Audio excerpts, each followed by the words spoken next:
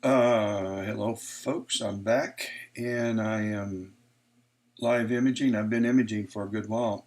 I started imaging the moon about 5:30, quarter to 6 during the late afternoon, and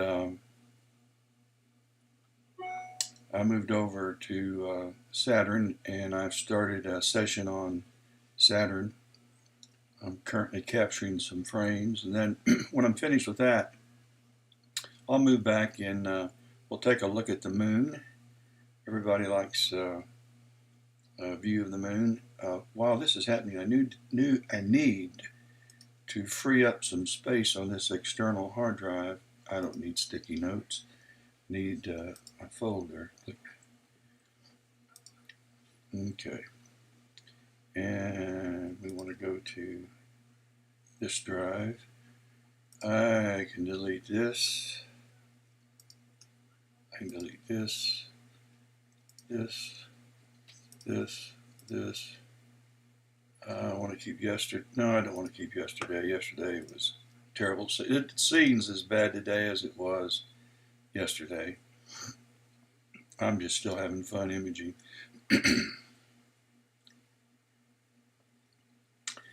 So this will free up some space. I never did get around to exchanging cables and putting new cables, USB cables. But once again, I'm in the midst of some bad scene conditions. I'll show you what I'm talking about. I'll bring up Atmospheric, which is a great weather program for astroimagers. And this bottom line right here, we're on Sunday at going on 8 o'clock, so we're about right here. And this is, if I click on this, it tells you down here what's going on, and it just a scene is below average. At 12:30, at 1 o'clock, it will be average. And tomorrow, during the day, we've got clouds up until 3 o'clock. And then around 3 o'clock, if I'm imaging the sun, I should have above average scene, which is, I may just give an hour's worth to that. And then tomorrow night, at 8 o'clock, we're going to have average scene. So that's better than below average. And it does make a difference. Jupiter's dancing around in the sky. And when we look at the moon in a few minutes, it looks like we're looking at it through a glass full of water. It's kind of moving around. And so here's Saturn. It's probably my favorite planet to image and to look at.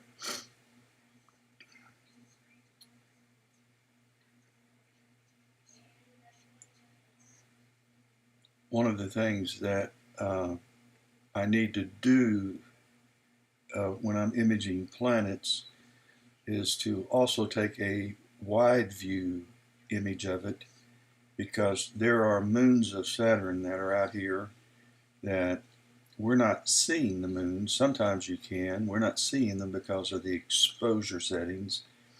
But when I start stretching the image, the moons come into play, and it helps me to derotate these images to have those moons as reference.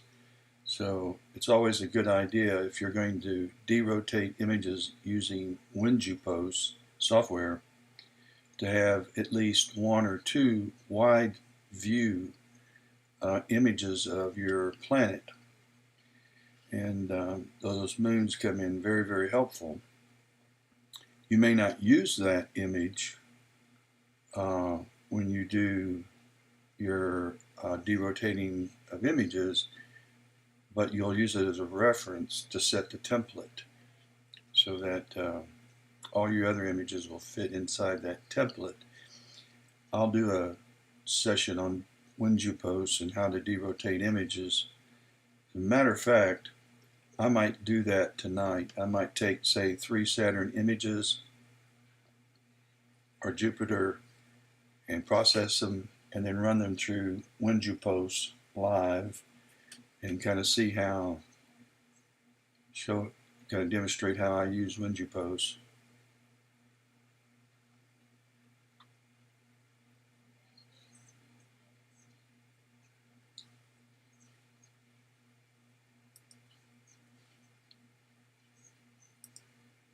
And to answer a question that someone might ask, I never tire of doing this. And now I've just been doing it for 14 years, but I do it every night or every day that I'm home and can. And being retired, I have a lot of opportunities to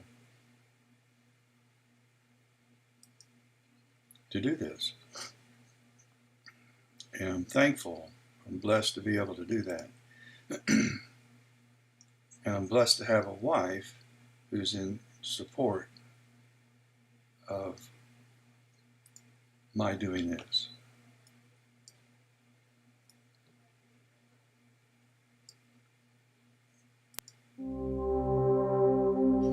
Better get the headphones on. I think I have the sound fixed. If you can't, too loud. Let's hang on a minute. Obviously, I don't have the sound fixed. 1 second.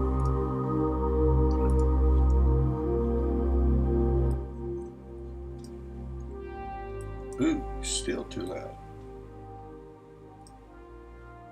Okay. All right, we finished this group of 5, and so what I'm going to do is process one and see what it looks like. I'm going to bring up Auto Stacker. I'm going to open, let me go to Saturn 1. Let's just take the first one. Let's clear that. Ooh, that doesn't look good.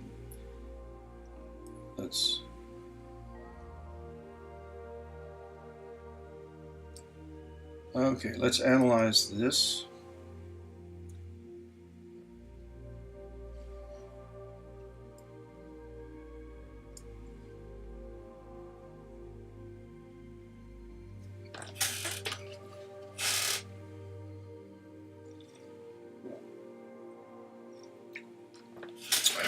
I'm going to go start the other telescope in a few minutes. Hey, Bad Astro. Yeah, I'm going to pick up with where I left off last night with Andromeda. I'm determined to get a better Andromeda this year than I got last year. Yep. It stopped at my system stopped at around 2:30 because of clouds, so I was only able to get, hang on a minute, let me bring up the other telescope, other connection. I'm connecting to the other laptop now, I think. There we go. So, well, this is messy. So I was able to get 6 hydrogen alpha before it crashed, and so I'll take another 50. I'll take another 50, and let's raise this up to 30. So I'll get another 5 hours tonight, and in fact, let me make sure I've got everything going on that I need. I'm going to cool the camera, and I'm going to go over And let's just go ahead and get things started. I'm going to go ahead and run the sequence. Yes, we have a telescope. And let's go ahead and get started. By the time it focuses, and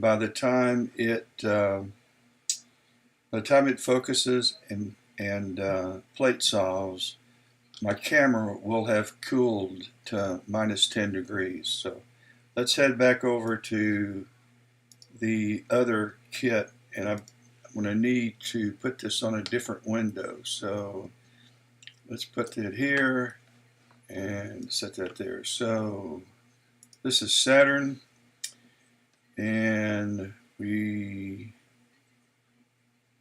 are going to place we're processing one of these images, and I'll show you what we're having to deal with tonight. I'm going to place a grid using sample points that are 16 pixels by 16 pixels. I'm going to keep 15%.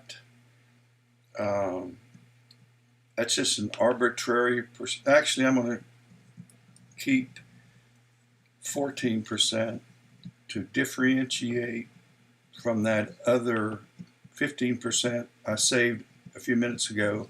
And so let's stack those.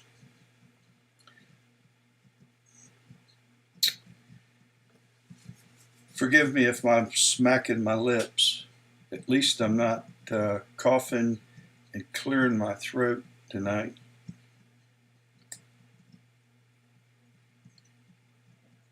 I was earlier today. I'm only taking 5,000 frames. It's pointless to spend a lot of time on this because the scene conditions are like last night. Okay, we're done with this. And let's bring up Registacks. Let me bring this so I can see it. This is one of the Saturns I did earlier, and so let's bring up, that was the 15. Oh, this is what I need. Registack has stopped working, so let's try opening this again.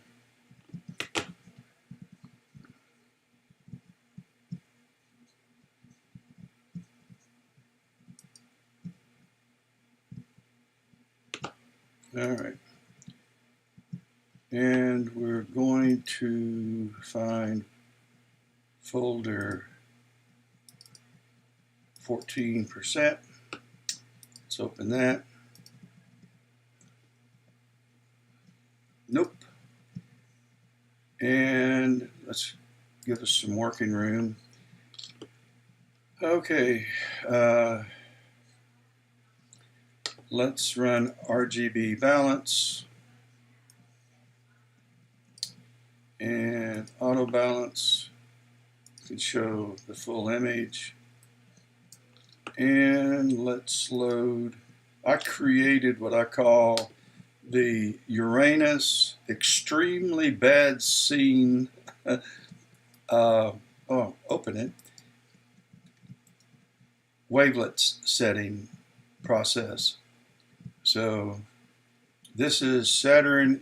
This is the one I just took of Saturn. And I've got the wavelets at 100%. I've got sharpening at 130%, with the exception, might as well bring this up to 130. And I've got noise at 0.30 on every wavelet. And it's still a funky looking, terrible image. But it is what it is. So anyhow, I'm going to leave this up because I will, later on tonight, I will go and guiding's better, I will go and run a couple of those images through WinZPost. But I want to take everybody over, it's almost too late, to check out the moon. It's about to transit. And it may already have transited. So, but let's try it. Let's see what happens. And let's slew it. So, yeah, it's going to go all the way around instead of going from here to here. So, well, let's go outside and watch it.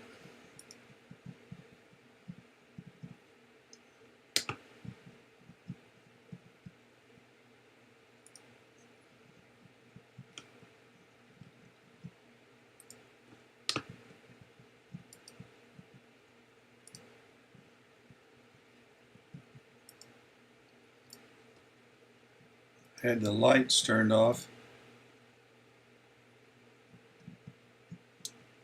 Hey, Phil.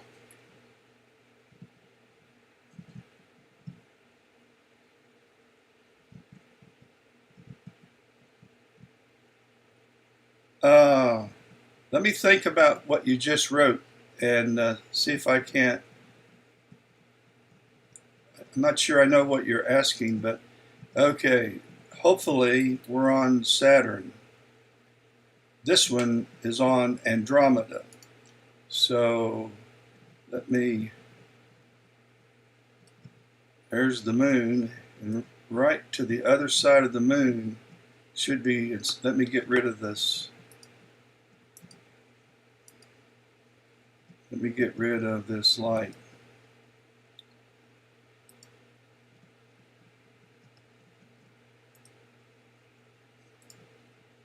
Okay. Here's an airplane. No, Saturn's right here. So the moon transited, but Saturn's got another hour and a hour, 15, 20 minutes before it transits. Okay, let's see where we are. And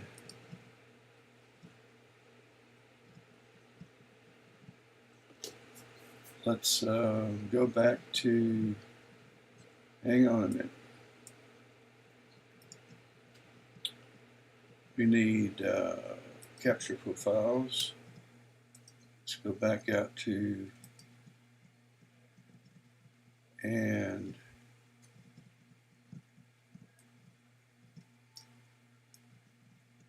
where are you, moon?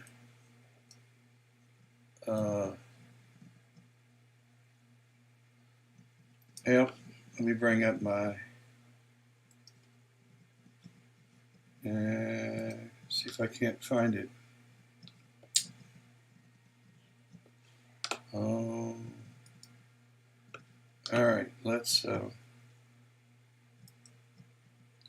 drop this down to, okay, we're way off, so we're going to need to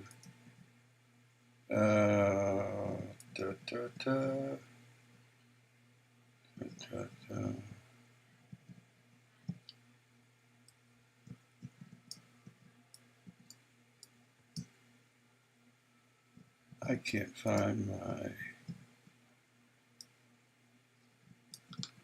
hand controller. There it is. It's got hidden.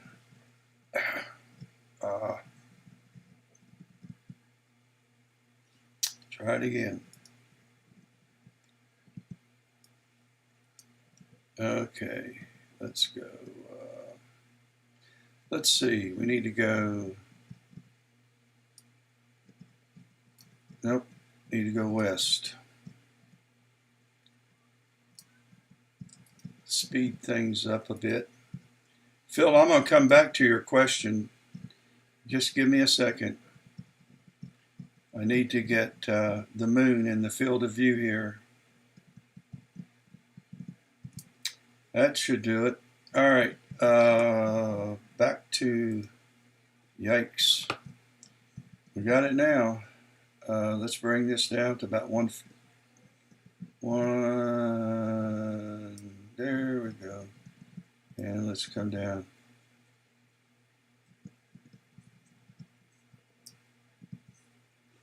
And we need to back off to, okay. All right. What do you call it when, after taking several images of Andromeda, you have some blurry ones and you strain them out so your final image is sharp? The Andromeda strain. I don't know. I don't know what you're doing. I've never heard the term strain them out. I assume you're using a DSLR, or you're using a one-shot color camera on a conventional lens. And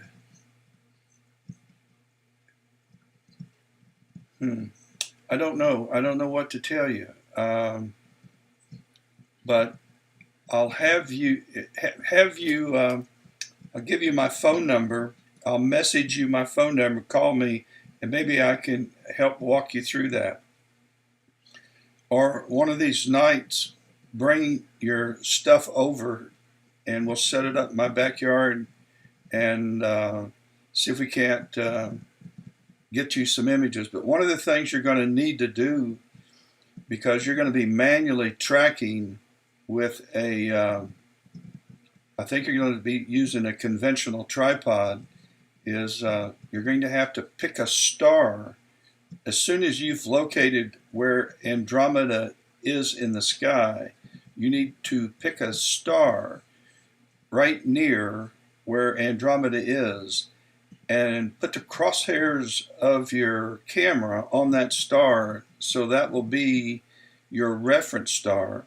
And then take your 30-second image at like ISO 1600.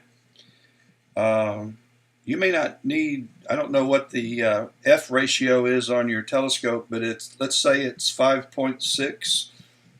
Then take a ISO 1600, about a 30-second image, and then move your tripod or your move your camera and until it's recentered on that reference star. Take another one. Now, it's a good idea not to set your lens to infinity. You need to set your, move it all the way to infinity and back it up about just a fraction of maybe a tenth of an inch, if that. But once you get to infinity, you muck up images from then on. And so you need to move it back from infinity slightly, and then take a test image and see how sharp your stars are. But if you're at ISO 1600 and your F ratio is at 5.6, which I'm guessing it's going to be, and you're, say, at 300 millimeters, which will fully cover Andromeda, then you've got that stacking software that I forget what you all call it. It's not Deep Sky Stacker, but you could use that other stacking software, and take about 10 of those images and stack them there. That's what I would try to do. But at any rate, if you want to message me, we'll try to figure it out. If you want to come over one of these nights, you're welcome to. I don't think I'm in focus, and that will clearly help. with Saturn. All right, let's take a look around here, and then I'll play around with focus. Um, I need some shadow area, so let's move up and let's go all the way to. By the way, now that I've flipped the mount, the moon is lost its orientation. Now it's focused as good as I can focus it.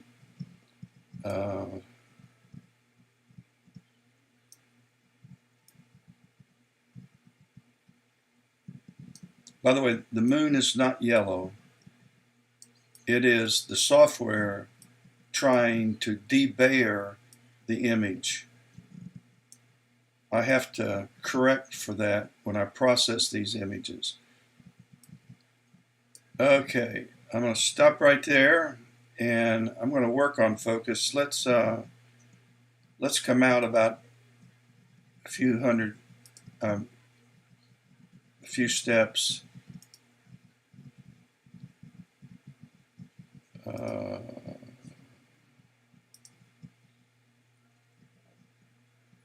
I can't tell if that's sharper. I think it is, but my telescope is cooling down really fast, and so I had it sharp at about 5:30 when I was imaging the moon, and that was during the daytime, but it's really cooled down since then. So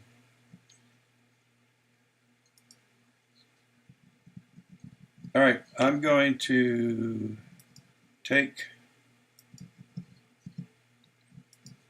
we're going to take 200 pictures, 200 frames.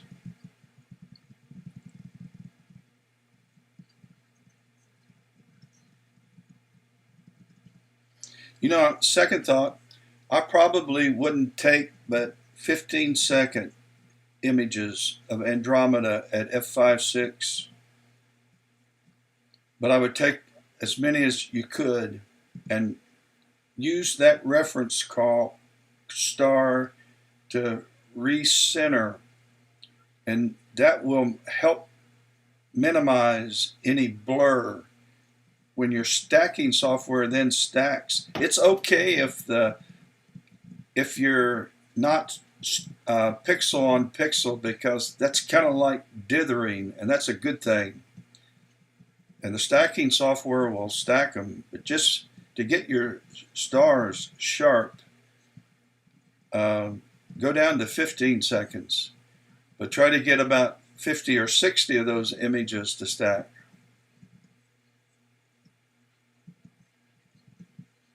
Experiment, but don't go over 30 seconds. You don't need to. Speaking of that, let me take another one of these. I'm going to move it. Let me go back up to the other telescope. And so let's clear this out. Oh, it's already taken images. We have cooled. We're on the red filter. And guiding looks bad here. It is. Let me go back. Tell you what I'm going to do. I'm going to stop. It's pointless to try to get images here. So what I'm going to do is let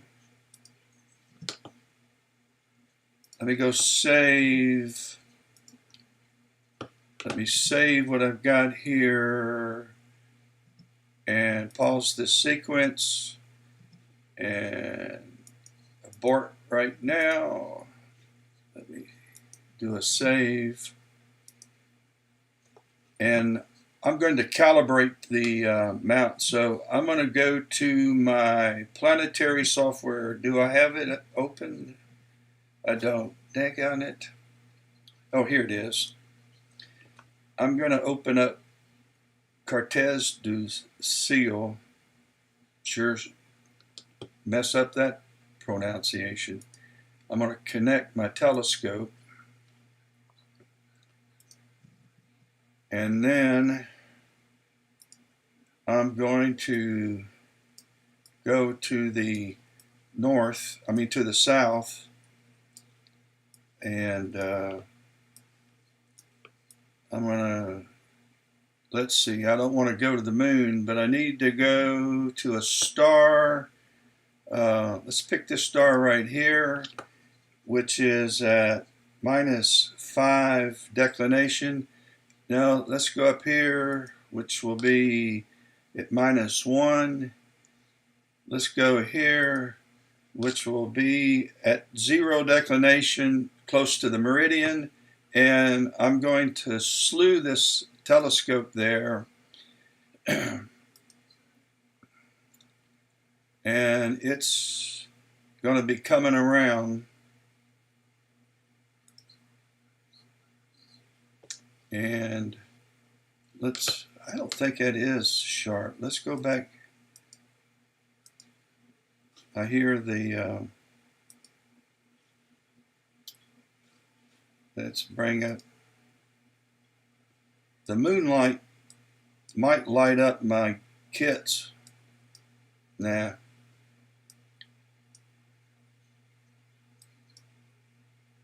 Okay.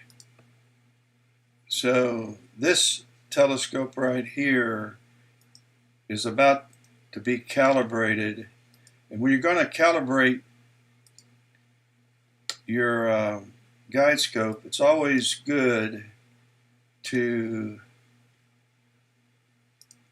get close to the southern meridian and as close to 0 declination as possible. And you can see that my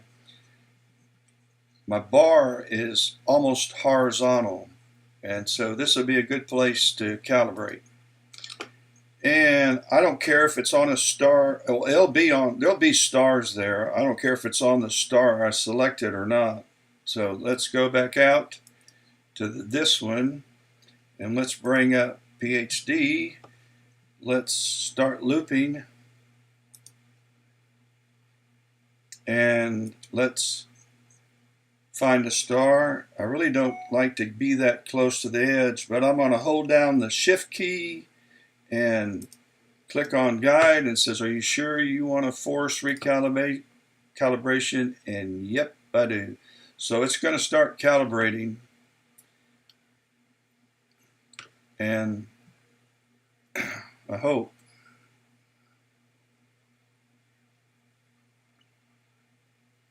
So it's moving the guide star west right now. You can see down here it's moving 7 steps.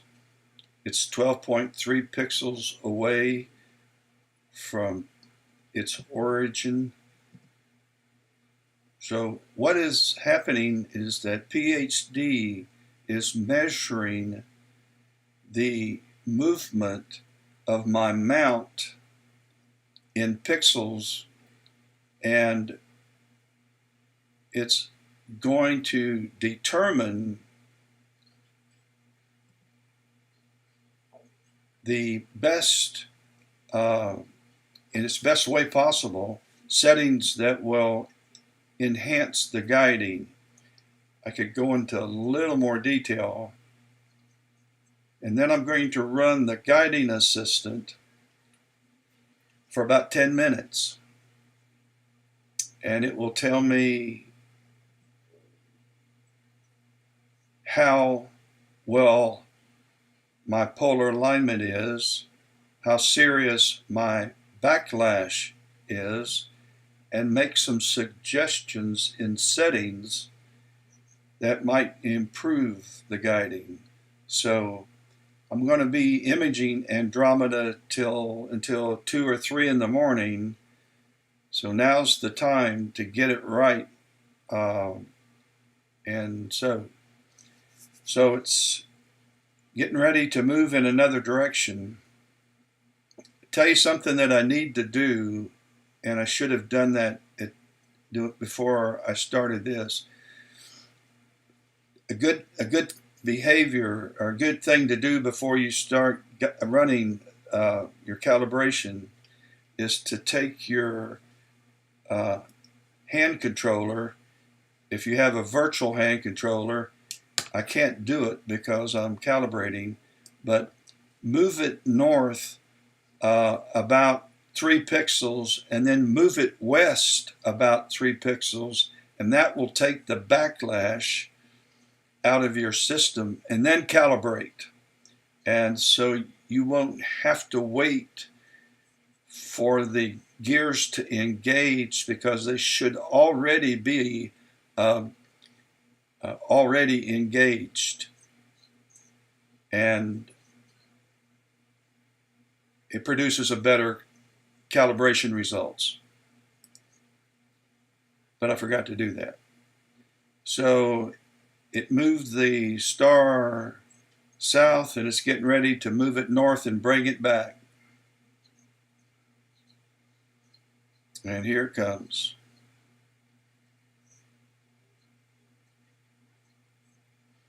Because I have it set at 3 seconds, it's taken 3-second images exposed. It's exposing for 3 seconds and moving them out. He'll come back here and then clear out the backlash and start guiding.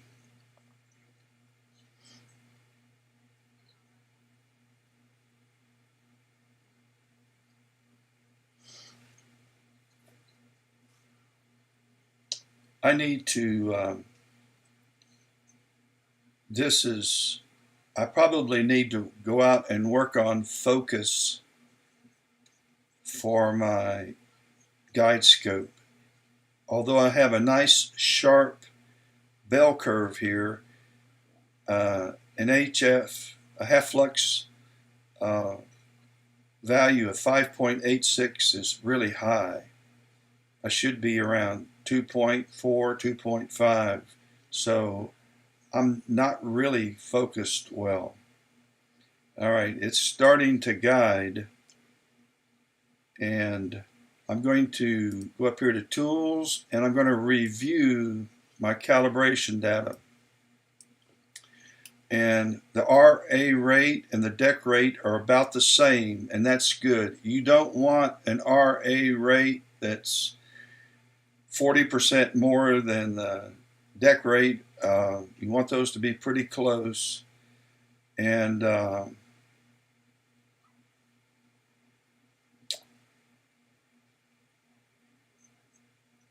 you know what? I don't. I wish I had my guide speed up to about 0.90, which I set down here. I don't know why I'm running this at 0.60. I never do. Okay, the next thing I'm going to do is I'm going to run Guiding Assistant, and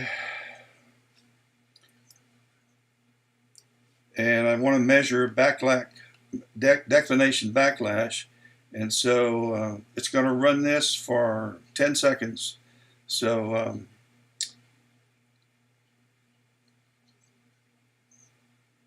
it will calculate my polar alignment error, and it should be somewhere around 1 arc minute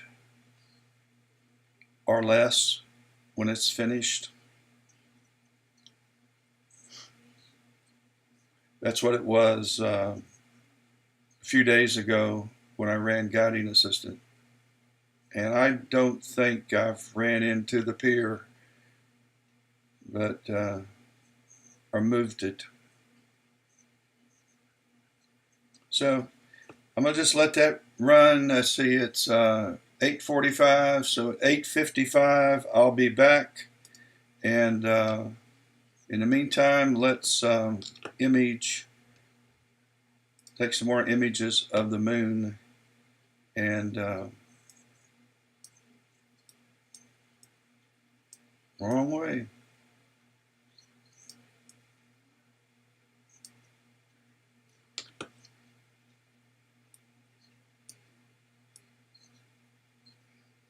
Let's get close to the terminator. That's where it's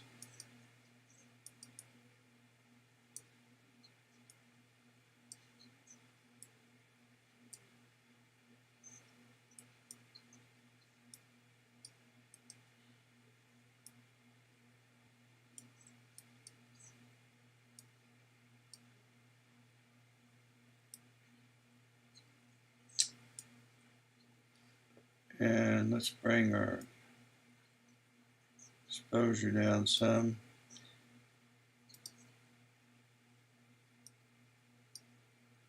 How's the sound?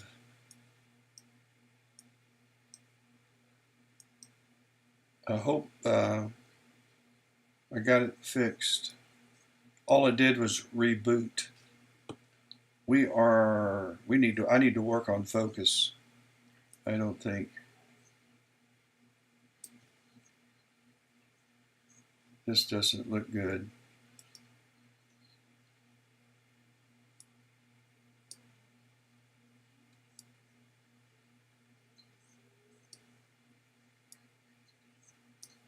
Trying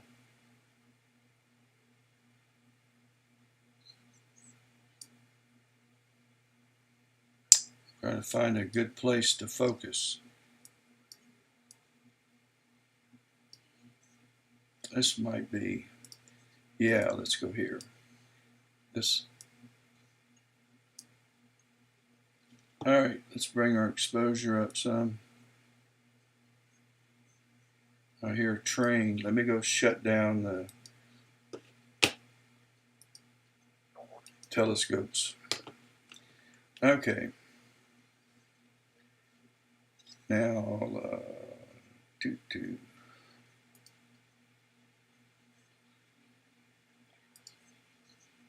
I'm moving the focuser out, and I think that's worse. So let's go in.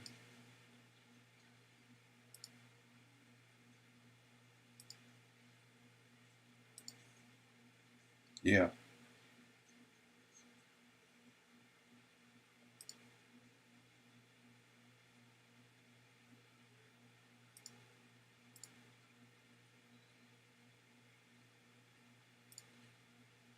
I'll leave it at 1100.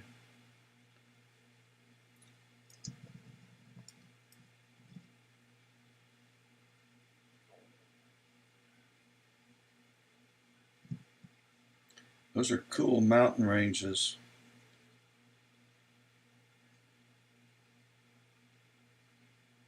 Oh yeah. Okay, we need to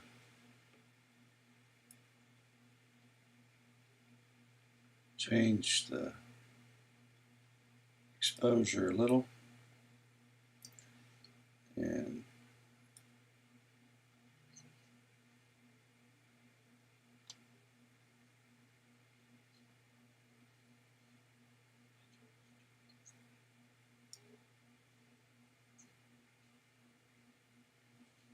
this will be a good place to check focus too. Let me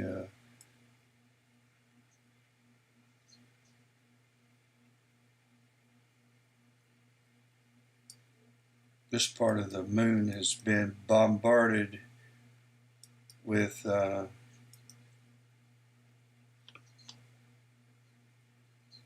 little asteroids and meteors. Bring our exposure up a little. And let's move even a little further west. Okay. But you can see the scene conditions kind of create an illusion that you're looking at the moon through a glass of water. And that's just turbulence in the atmosphere between my camera and the moon. So let's go back. Let's go all the way down to 1,000.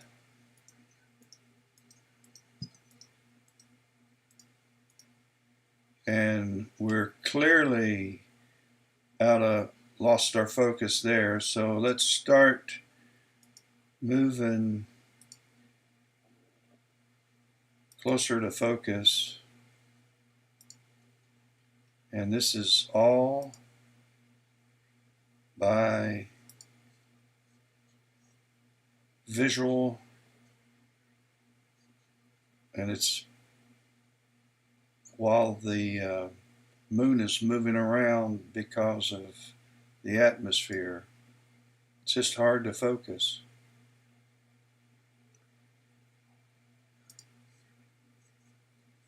But I am probably going to settle.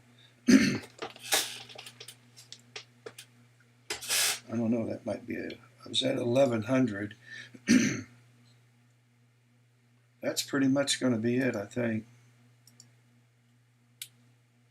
Although maybe that's a little sharper.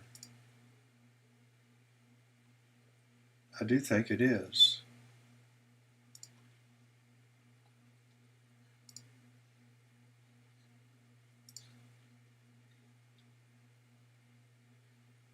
Whoa. All right. I'm going to leave it at there, and we'll go back and try another image of Saturn in a minute and see if it improves.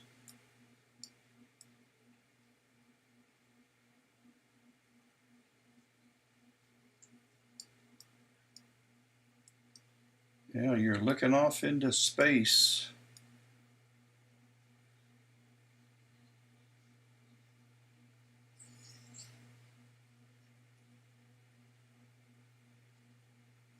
And so the moon's about 50% illuminated.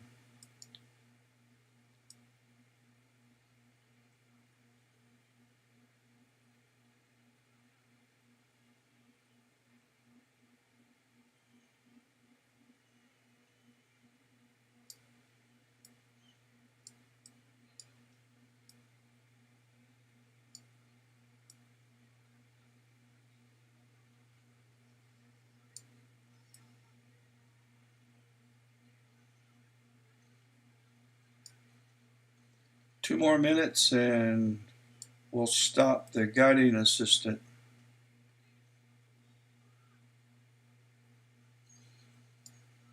One more minute.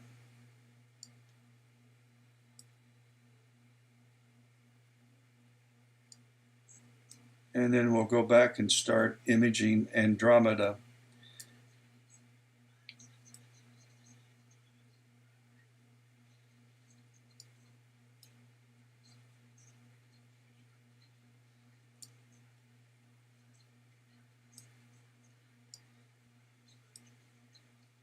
Kind of wonder why these lunar lakes don't have any meteor crashes. Nice and smooth. It's one of my favorite mountain ranges on the moon.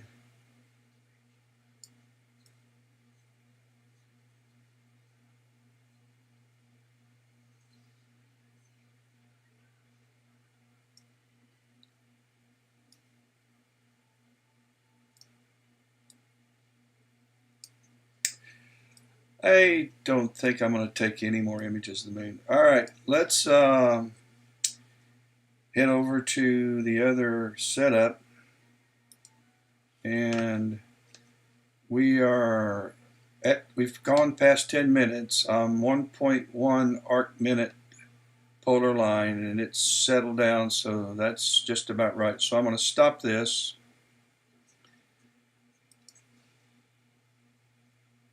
And it's going to make some calculations. And while it's doing that, I'm going to close down a couple of these windows. How do I get all this open?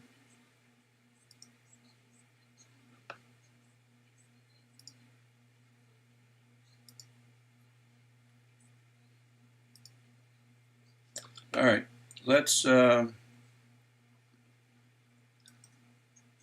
back to Andromeda. So I'm going to slew to this deck address.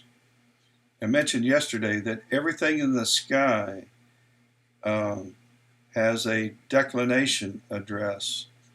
Um, it does change. The planets and the moon do not have a permanent RA and deck address because they move at different rates. But the stars all have permanent RA and deck addresses. So that's where I'm headed, to Andromeda, and it's going to use stars in Andromeda to reference. Okay, I got to stop the guiding here. Too late. All right, it's suggesting that I try a minimum movement of 7, so I'm going to apply that. And so I'm going to accept their suggestions for tonight, and it says that I should expose between 1 and 3 seconds. So I'm going to clear this, and we're going to slew to Andromeda. And now we're headed over there. I'm not going to bring up the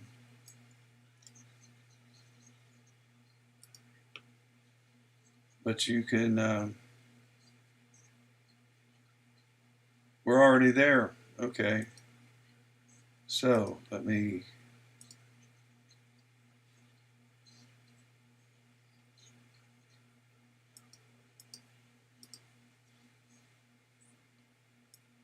what is this doing? All right, that's center, and it's going to plate solve. Wonder how far off I am. There it is. So it pretty much nailed it.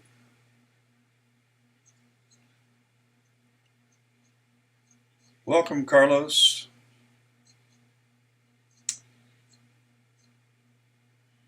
So while it's plate solving,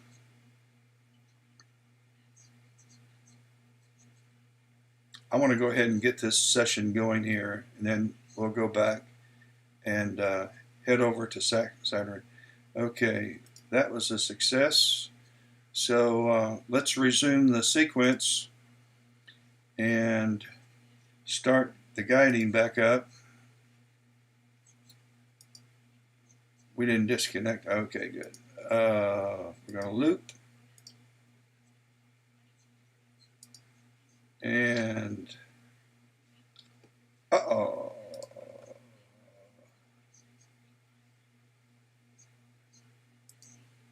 No, I've got my guide star. Or do I? Sequence generator wants to shut down, and it thinks the guiding's messed up. And I've got to restart it.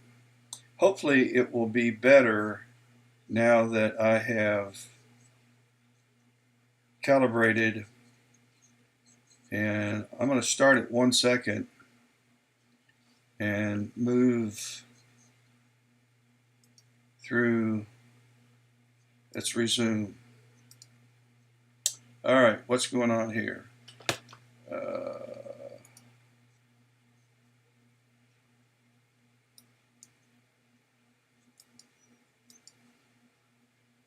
Clear this. What window is open that I don't see? Oh. All right. Now we're going to resume.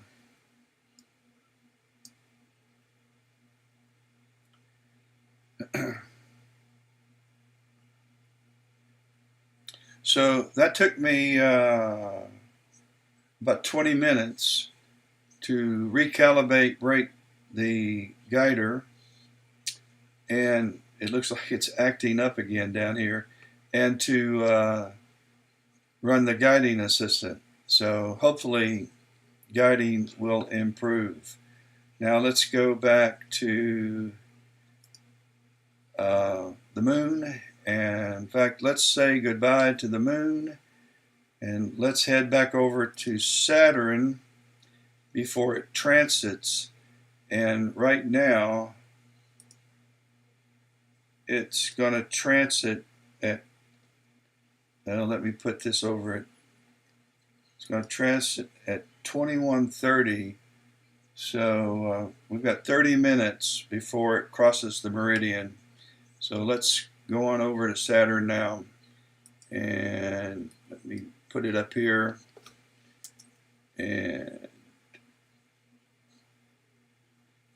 And we will slew to it. So here's where it is now on the moon, and it's got to go all the way around because of the meridian.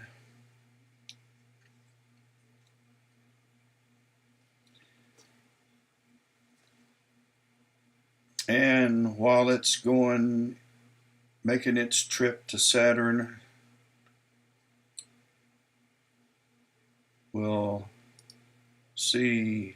Okay, Phil, I am taking 90-second exposures at an F ratio of 4.9, f4.9, and but I have red has the widest bandwidth, green has the next widest, and blue has the narrow of the bandwidth. So I'm not, it's different because I'm recording I'm blocking out all signals. I'm blocking out green and blue, so the only thing that's coming through is red. These are blocking filters. And then when I'm taking the green, I'm blocking out red and blue. So, and green has a little wider bandwidth than red, a little narrower than red, and blue has the narrower of the bandwidths. So I need a little more exposure time than you do recording RGB in one time, all at once, or using a one-shot color camera. I get more signal than you do because I'm using the entire sensor, and you're not. Okay, guiding seems to have leveled out a little better, so we'll see where it is.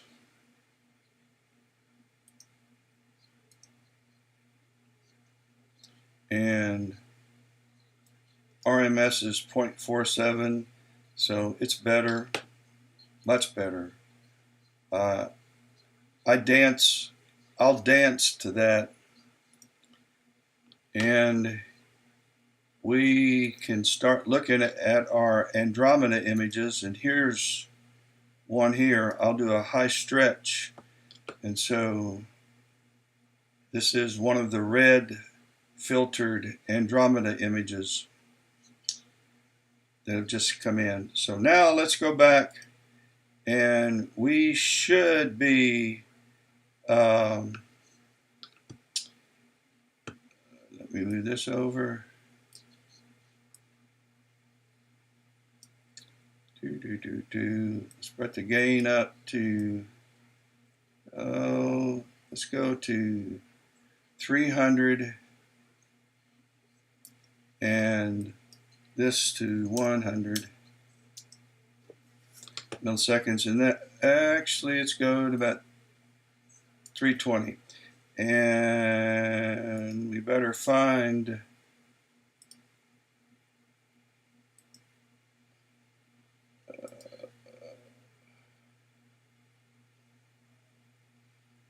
we've lost connection. I've got this, hang on a minute.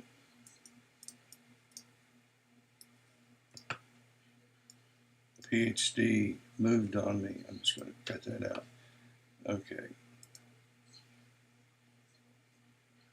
Am I on Saturn? Let me make sure I am.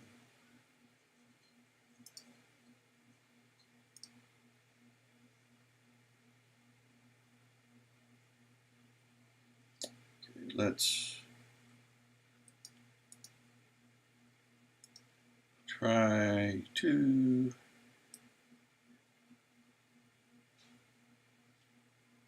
oh, wrong way.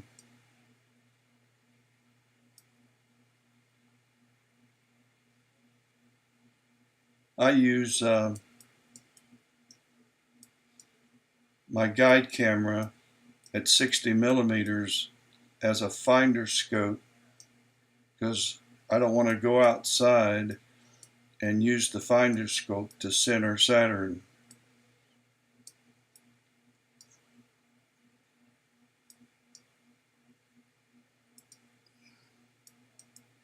I don't think that's Saturn.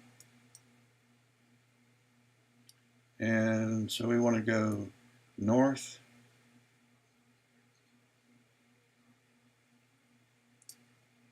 Well,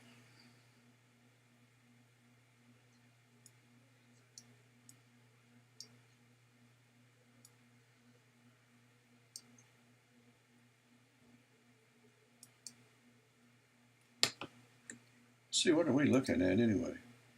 No, that's one of the moons here. That's not Saturn. What happened to Saturn?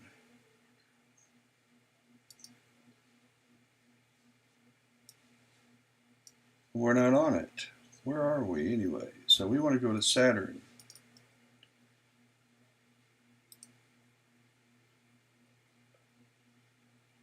Here it is. We're way over on... I must have clicked on the wrong... I did something nutso. I know. It's talking to me. Okay. All right, let's... I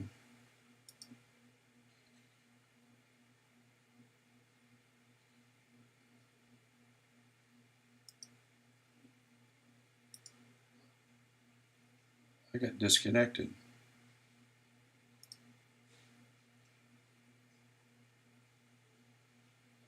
All right.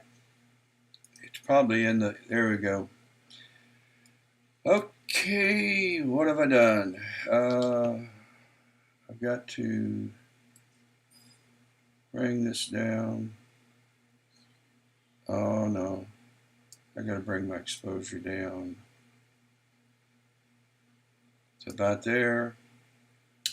That'll work. Okay, let's change my capture area to 600 by 480, and let's zoom in to 150, and let's bring up our hand controller, and we need to move north. Ooh, let's go back to one-time sidereal. Come south and west, east.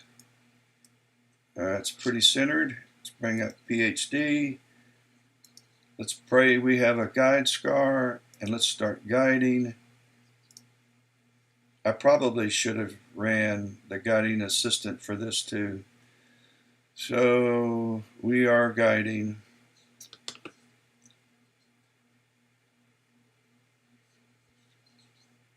And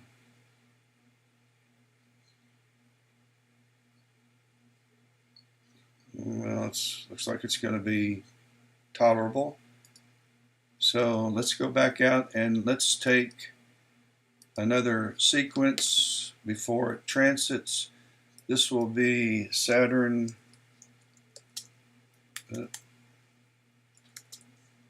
2. Oh, 2. And so let's take 7. And after we take this, we'll go over to Jupiter and start taking some images of Jupiter. And before we do that, let's bring up WinJupos and let's pick Jupiter and let's go to the Ephemerides and real time. Jupiter is about to lose the giant red spot. So in the next 20 minutes, I'll advance this. I'll start imaging Jupiter, but the giant red spot will be gone. So by 9:30 or 10:30, oh, okay, so let me go back here. So at 9:12, which is right now, so it's going to take 20 minutes, or say, no, I'm just doing 5,000. So maybe in 10 minutes, I'll have Saturn done. So I may get one image with the giant red spot, or one series with the giant red spot. So let's bring up, so Jupiter is right here, and it happens to be at an altitude of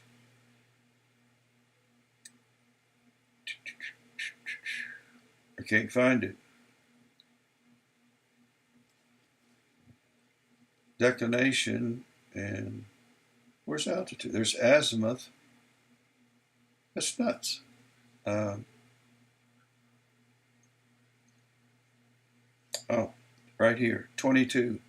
So it's at 22 degrees. So, yep, that's high enough for me. In fact, let me bring out my outside camera, and Jupiter should be right over my neighbor's roof. Let's turn off the cameras. I mean the lights. And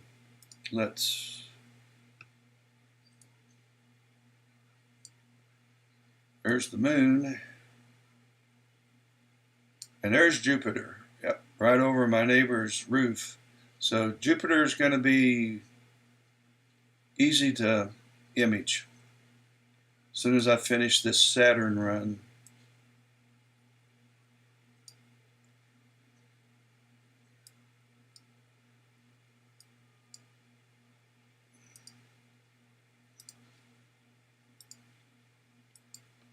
Isn't technology great?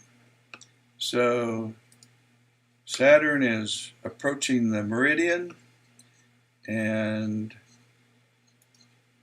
we are capturing another set of images of Saturn. I did change the focus, and let's process one of these. Oh, Duba, I just opened up Sequence Generator Pro.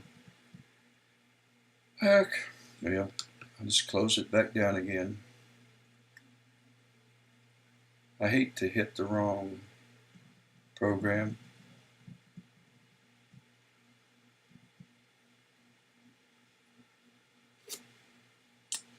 Well.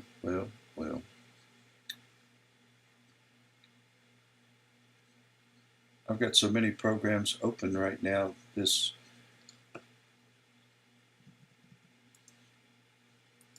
Okay, got rid of it. All right, let me see. Where am I? We're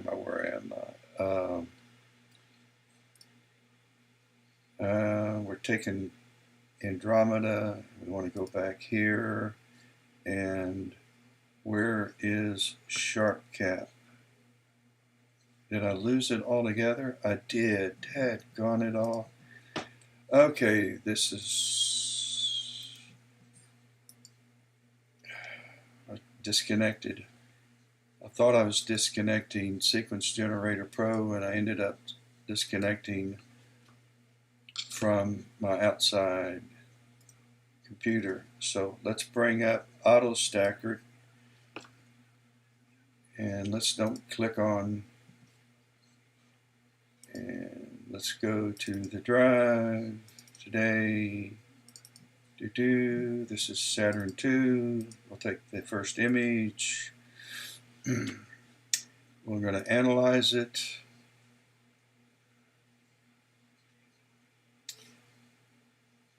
I'm going to cancel it. I've got noise set up too high for this. I'm going to go back to 5. Now I'm going to analyze it.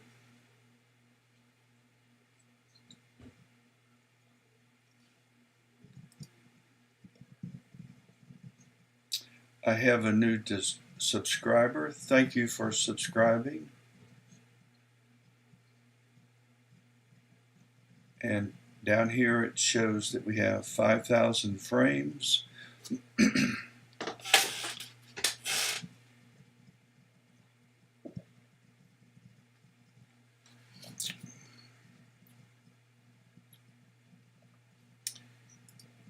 And keep an eye on Saturn. Come back to Auto Stacker. It's almost done. If you're imaging and using the surface stabilization, then buffering and reference is done at once.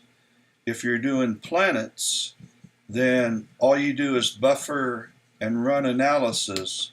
The reference frame will be picked during the stacking. So I want to pick 16. I've set this as low as I can set it to 16 sample. The size is 16 pixels by 16 pixels, and that's a sample box. So I'm going to automatically apply the grid, and let's change this to 10% and stack. So I'm going to keep the top 10% of 5,000 frames, and Auto Stacker is going to sort through them all. In fact, here are all the frames, and it will use the top 10% and stack them into a TIFF image. And so it's stacking them now, and it's done. So I'm going to open RegiStacks. This was the last Saturn I did a few minutes ago, and they're awful. They're just awful. It's just the scene conditions are, and maybe it was my focus. But the scene's not good either. Again. And so here's Saturn 2, here's my 10%, this is the image. Yep.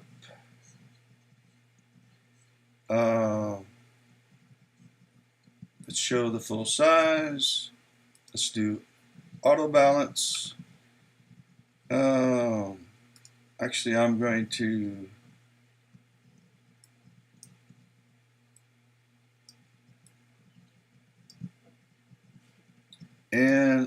to load this set of process settings, and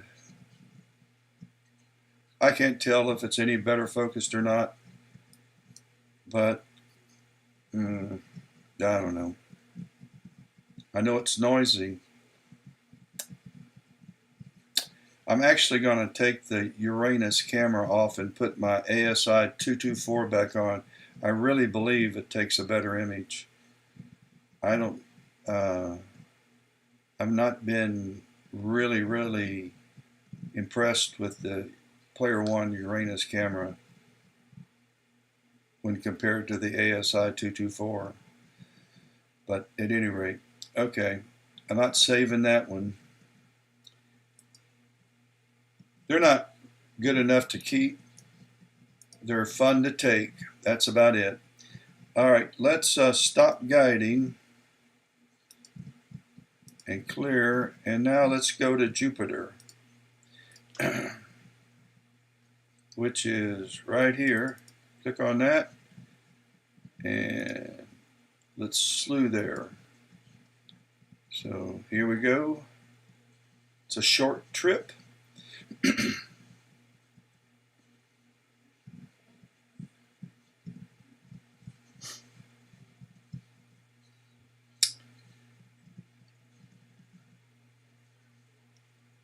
All right, let's bring up our,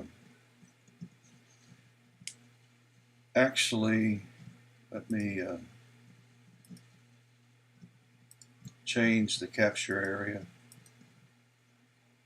And why won't it let me change the capture area? Oh, I'm still capturing. I forgot. I didn't want to take any more Saturn anyway. They're just terrible. All right, now we're going to change the capture area.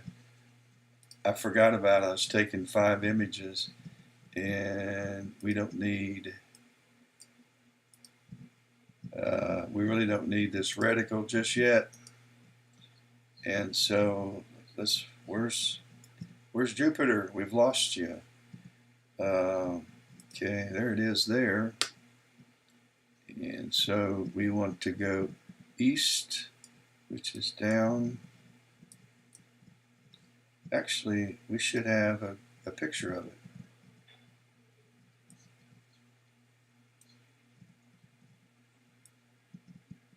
Where is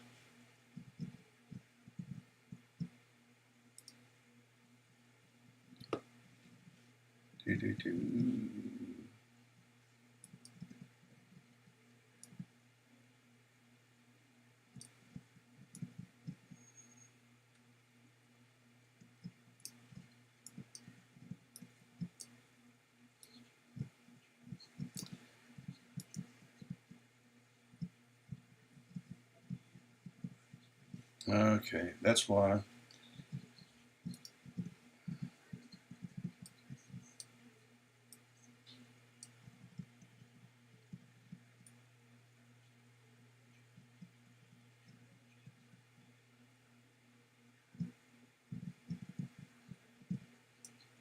Let's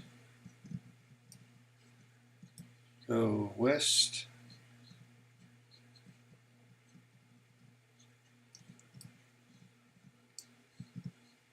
Up, wrong way.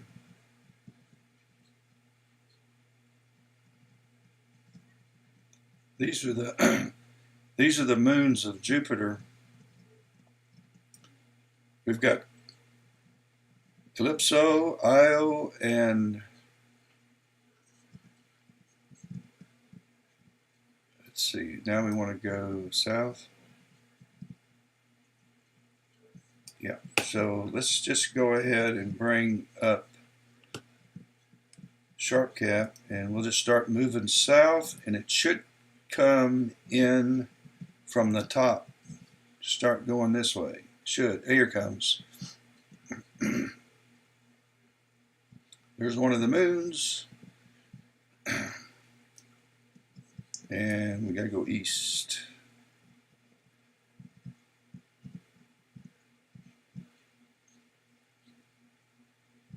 Let's see which moons those are. So we've got Io and it's too far out. So anyway, close that down, bring up some real estate. Let's open up my, let's go to about 150%, and that's too much. Let's go down to, say, 1088 by 1088. Let's drop this down a mess, and Let's move east.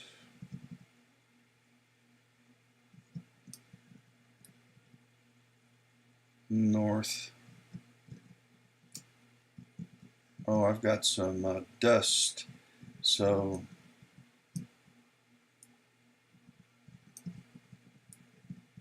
I'm going to move away from that.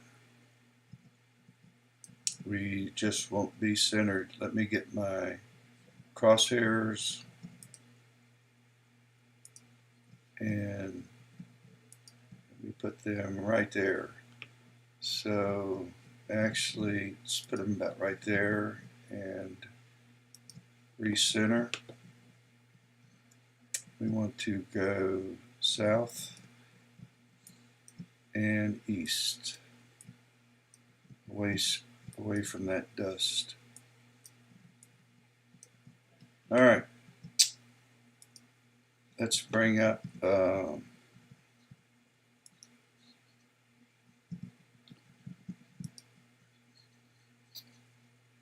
and we'll try guiding. I may end up just doing everything manually. If it guides okay, that'll be a pleasant surprise. Okay, so I'm going to go down to 125%. Let's start capture. Let's do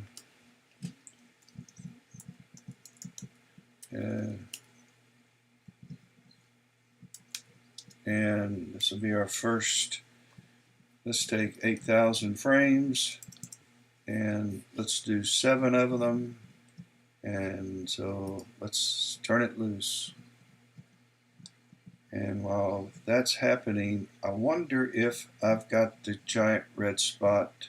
What time is it? Don't think I do. Let me see. Let's go to Program, Celestial Body, Jupiter, Tools, Ephemerades, and where'd Jupiter go? Where did Jupiter go? I've lost it.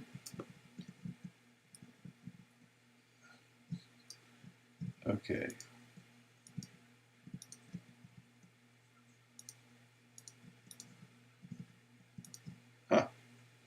Let's see if we can't fool this. And let's go to Program, Celestial Body, Saturn, Ephemerades, and so we've got Saturn. So let's see if we can't go back to Jupiter and close this.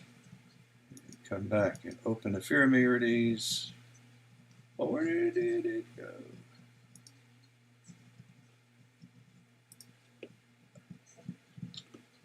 I have no idea what I've done.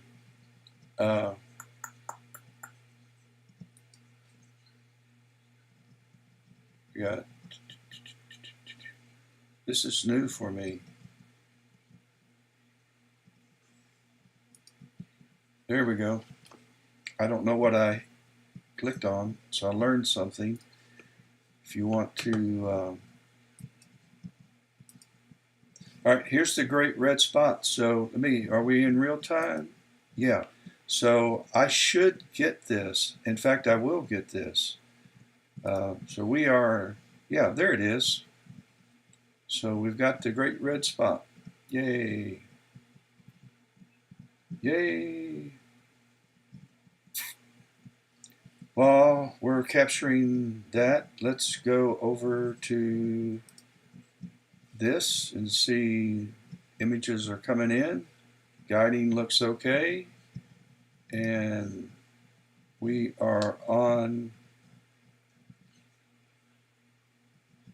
84. We got 4 hours left. So we should get everything in tonight. And when I'm done, I should have 10, I should have 12, no, I should have about 11 hours of total exposure time. As a matter of fact, I'm going to raise this to 120.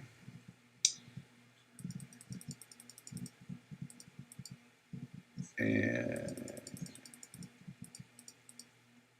so I will have 360 images that are 90 seconds long and 30 images of hydrogen alpha that are 180 seconds long. And that should produce a pretty decent, detailed, colorful Andromeda galaxy. That's the plan. Now, back to Jupiter.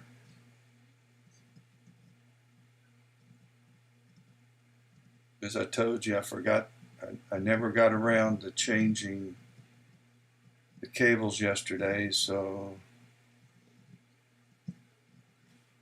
we've got to deal with buffering. I need to change the USB cable from the camera to the Pegasus power box, then from the power. I don't know if I need to replace that cable because everything else is working fine, but I'll go ahead and replace the Pegasus cable to the computer, and then from the computer to the external hard drive. One way I could figure this out, I could just save some images to the hard drive and see if it's buffering, and I'll bet you that's where the problem is, instead of to the external hard drive. So, but USB cables do eventually, and it doesn't take long, but especially when they're out in the weather,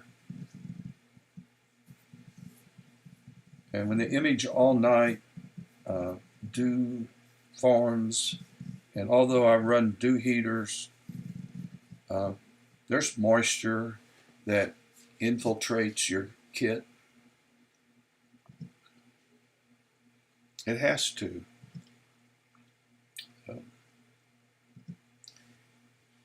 I'm going to take a brief fluid management break, and while I'm doing that, I'll replace me with that.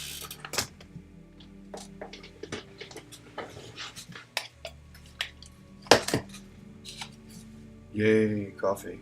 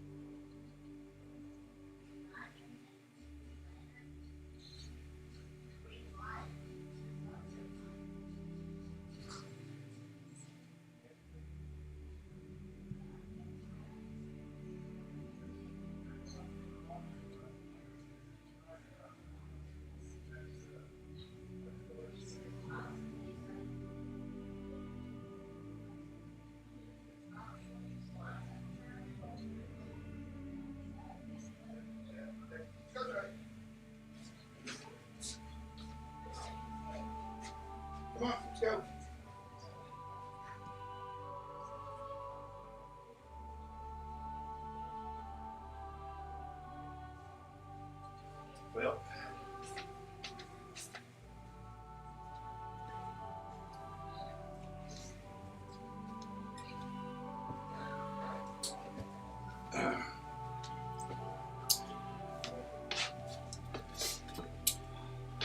well, just made a new pot of coffee. Colombian. It's got backbone.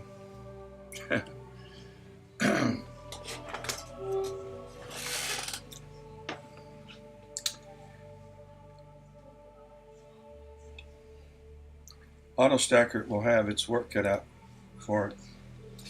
Better get my head set on.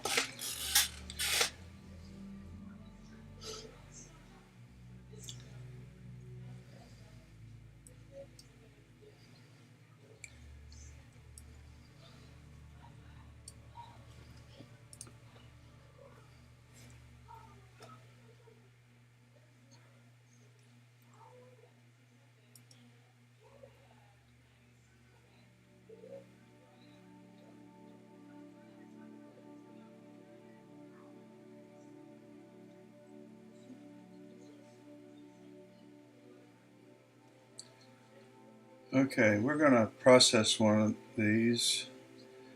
It'll take a little longer because we got 5,000 frames.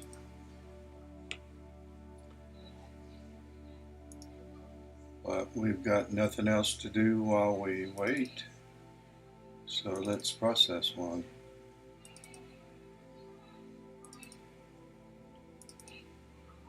Oh, not Saturn. Okay, let's do this again. Jupiter.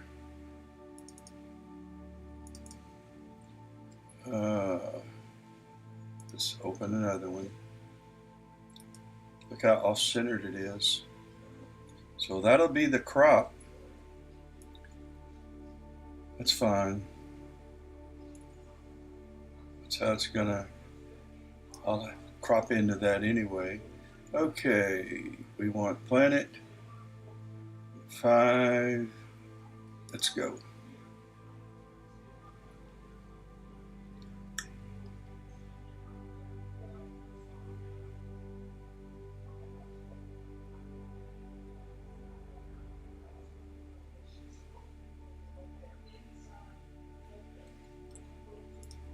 We'll go over to the other kit. Guiding still decent.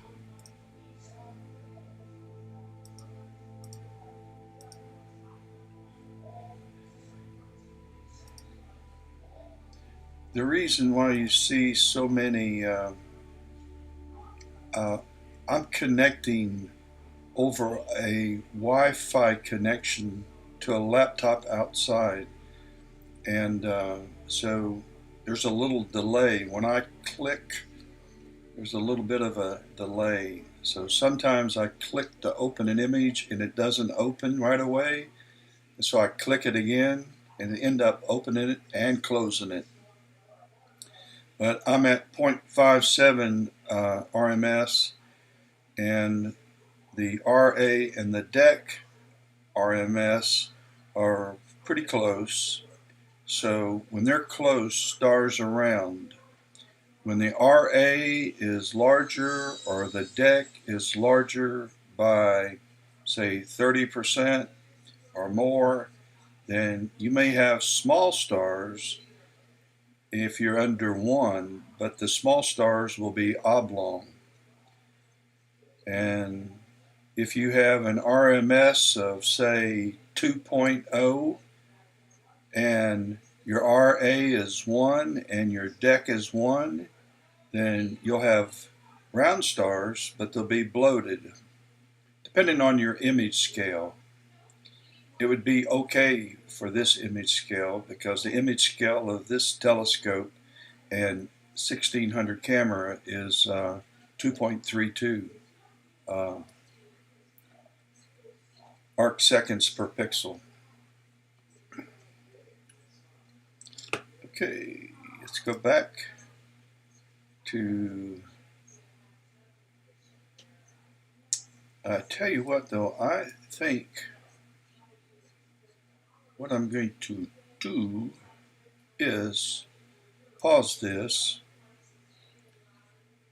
I'm going to pause after. I'm going to keep the current frame, and when it's done, I'm going to pause.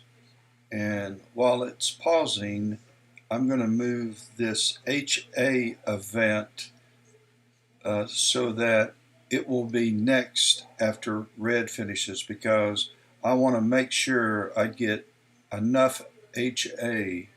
I've already really got enough red, green, and blue, but I don't have enough HA. I just went outside while I was making some coffee, and I checked the sky, and the sky looks great. So, no clouds so far. And just some beautiful looking stars. It's hard to believe seeing is as bad as it is. So, we have 25 seconds left.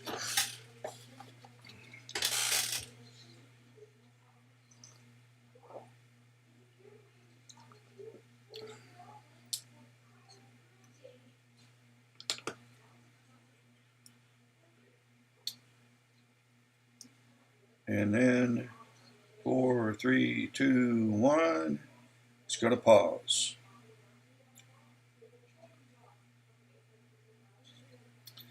So it downloaded the images. And so what I want to do, you can't do this while it's imaging. So I'm going to move the HA up and up again. So after red, we'll get the HA. So we'll resume. Good. I actually intended to start out getting the HA first, but I didn't. Let's go back out to Jupiter, and let's see, we've about to finish this. I told you it would take a long time.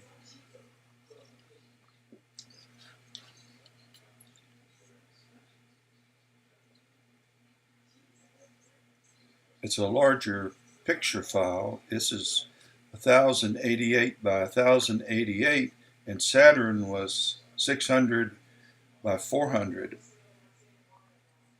So it's larger, and there's 8,000 instead of 5,000. But we're about done with phase one.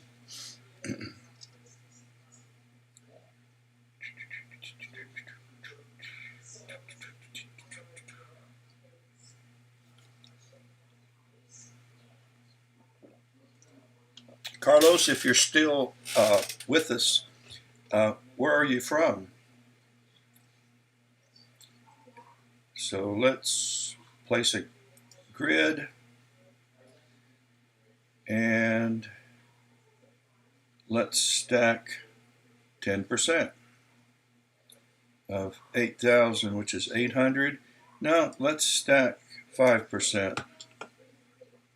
Actually, let's stack 5% and 10%. And just for the heck of it, let's stack 20%. So I'll have 3 folders. AutoStacker will create a folder called ASP5, ASP10, and ASP20, which stands for AutoStacker percentage 5, percentage 10, and percentage 25.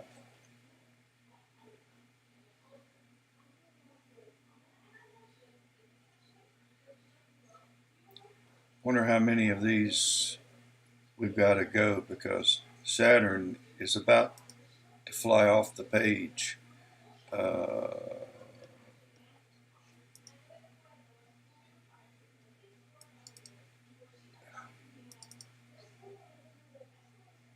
Jupiter. Help me out. We got 1, 2, 3, 4, and we're taking 8.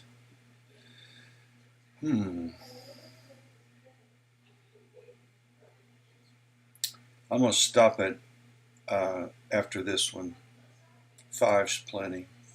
And then we're going to do a derotation.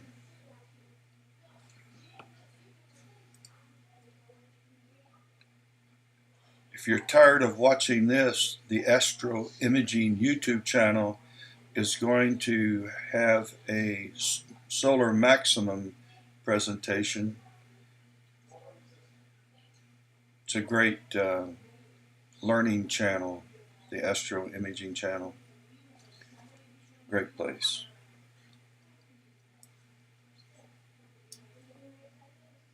Yeah, I'm about to lose Saturn or Jupiter.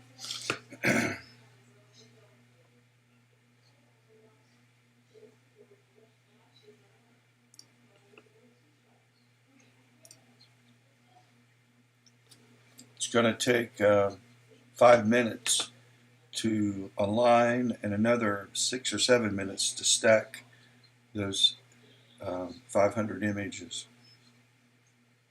So it'll be 15 minutes before this is finished. And it's really two reasons. They're large files, but the laptop is 15 years old, probably. Since these laptops stay outside, and when I'm done, I've got a tub, a container tub outside, and I just put them in there. I don't bring anything in the house anymore. I've got cables, I've got tools in a container tub, and I just put the laptops there. But when they end up acting up, then I buy an old computer and I have a friend kind of soup it up for me, so I don't have a lot of money in them. And I use them they have no other reason but to connect to a telescope, a mount, a camera, a dew heater, and have Wi-Fi effective enough that it can be picked up in my house about 30 yards away. So I have about 90 feet between where I am right now and where the telescopes are, and my entire house that Wi-Fi signal has to go through. I use Nighthawk. I use a Nighthawk Wi-Fi dealie.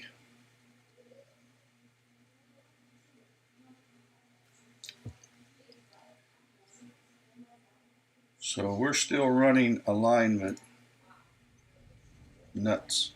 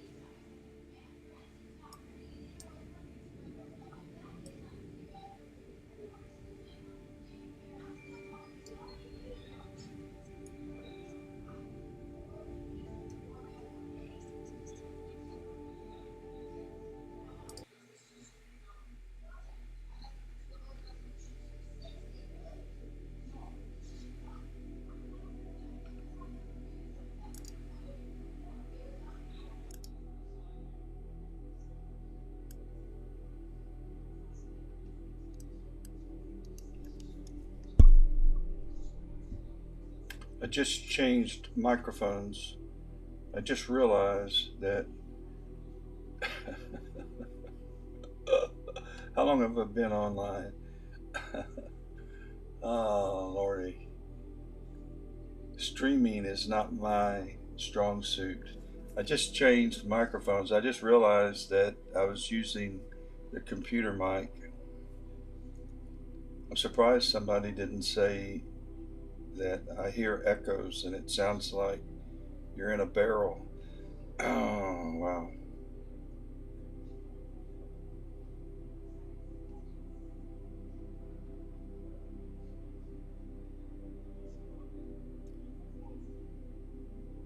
You're looking at Jupiter Live.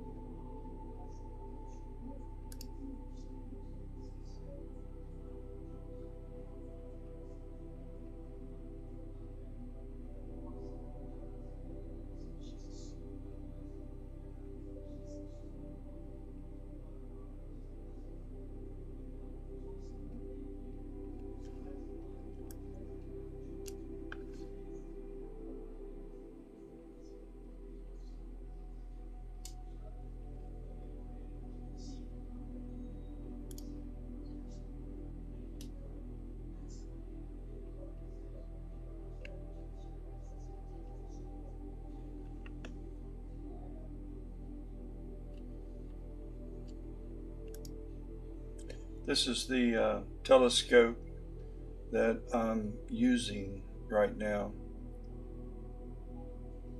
to image.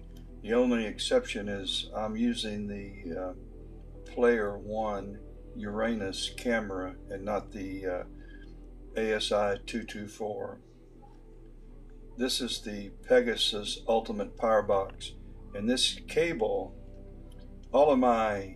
everything plugs into this, both data and power, and this data line goes to my laptop, and I probably need to replace that, and then I probably need to replace the cable that goes from my laptop to the external hard drive that I have outside that saves these files.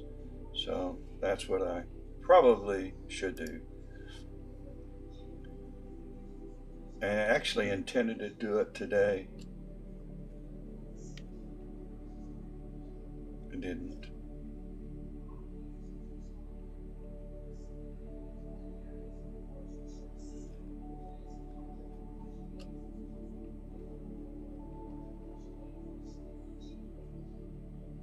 I was looking through some pictures that I took of the eclipse and in 2017, and this is the one that I took.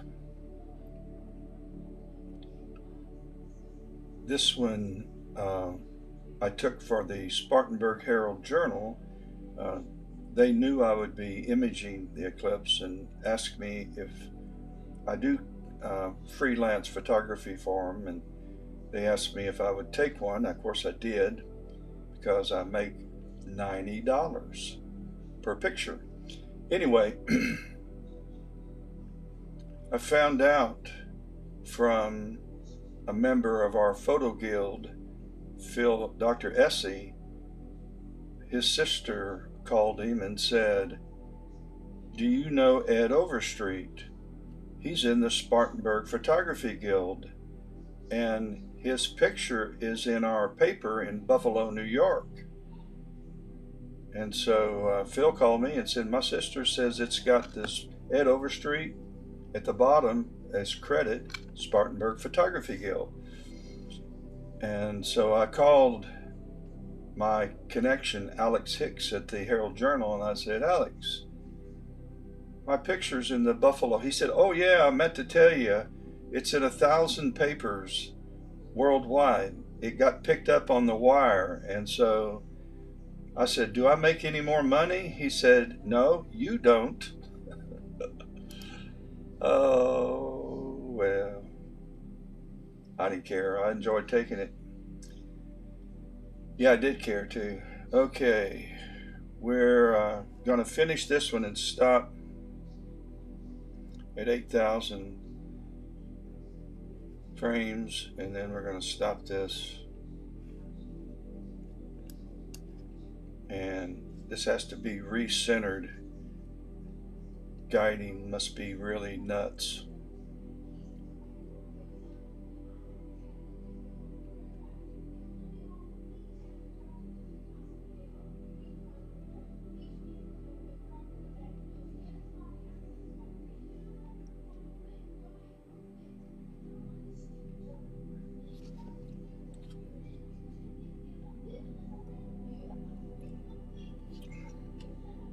It was cloudy this year, and we had a 40% uh, coverage in the eclipse, but it was too cloudy, and I wasn't going to travel to see it, so I didn't get any pictures. That was a great experience. We had a lot of fun.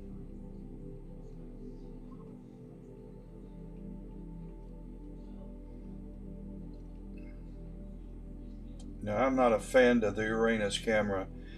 Um, okay. All right, we are going to go to say 100%, and we're going to recenter this reticule or crosshair, and we're going to stop this guiding, because guiding isn't helping at all. Oh, it's already stopped. Just completely just disconnect it, shut it down. And let's go back to this. Sometimes guiding works, but I think I was on one of the moons.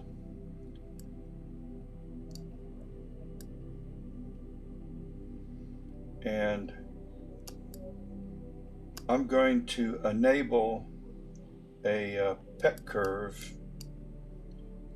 on this mount, and it'll do a better job than PhD of staying centered. So we want to go here, we want to go south a little bit, and east, east, east. Okay. Now, let's see.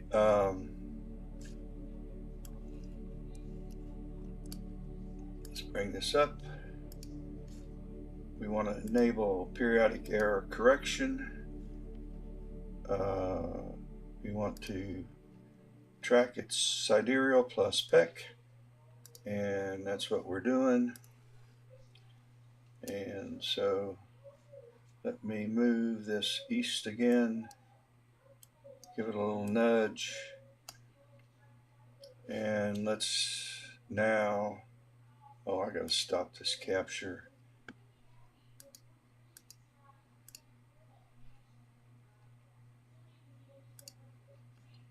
Now let's start another capture session. Actually, before we do that, I wonder if auto stackered has finished. Nope, it's close. It's at 44% and it's about to finish. We'll let it finish up and we'll process this one image.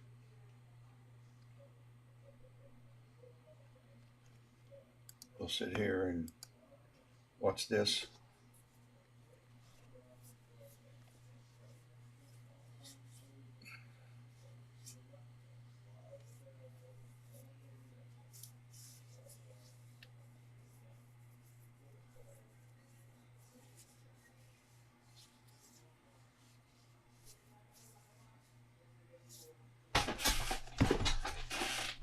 I hope everybody has a good week this coming week.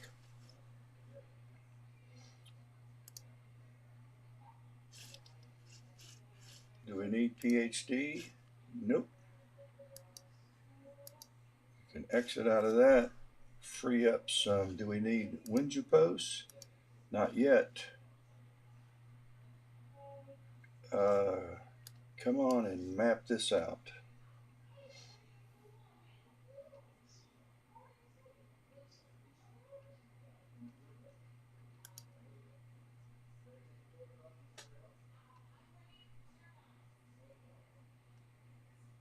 You know, you can grow a beard waiting for this to finish.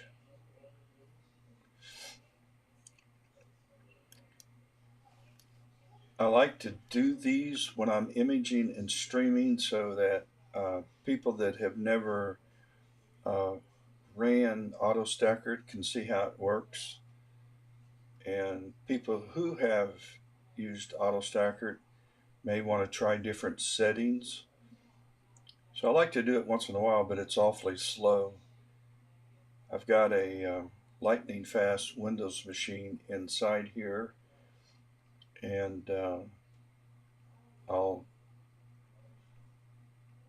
that's what I use for a process. I have actually two of them that sit right beside me.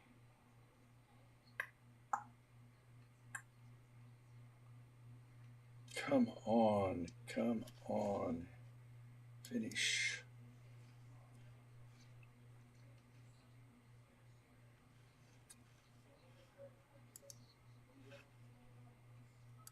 I'm gonna do something else. This is supposed to always be on top. Sometimes I have to stop it and start it again. Okay. There's my pet curve, and there's where it is right now currently on the worm gear.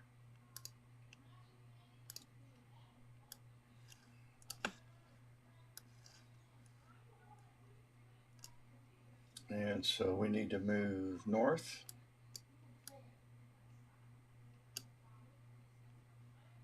I'm going to overexpose this a little bit and see if the moons are out here. If I got any.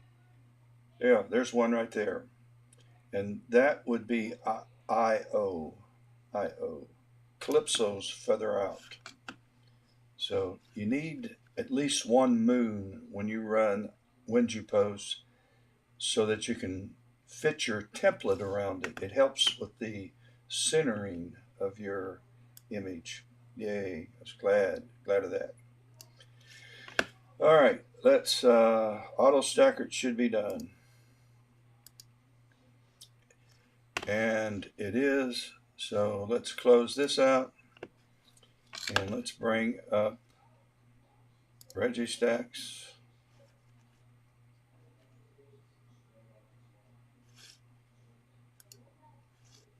I'm getting all kinds of messages from Gold Tone. I bought a new banjo from them, and I'm excited. It's coming in tomorrow. But whenever you buy something, you sign up and you're on their email list.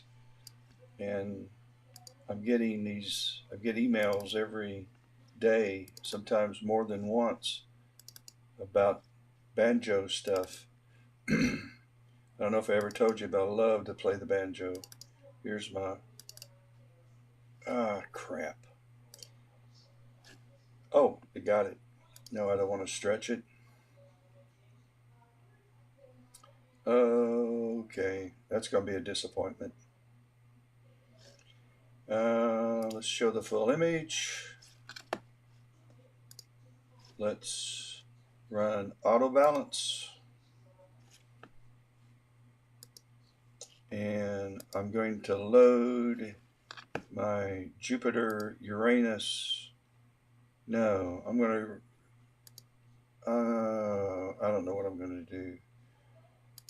I don't have good scene. I'm going to start with this.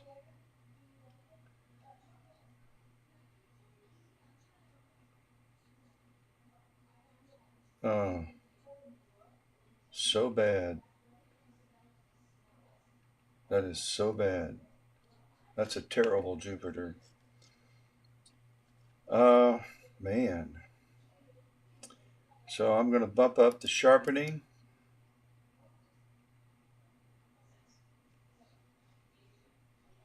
What's going on here? Okay. And look at the noise show up with it. This is terrible. This is an awful image. Derotation won't help this.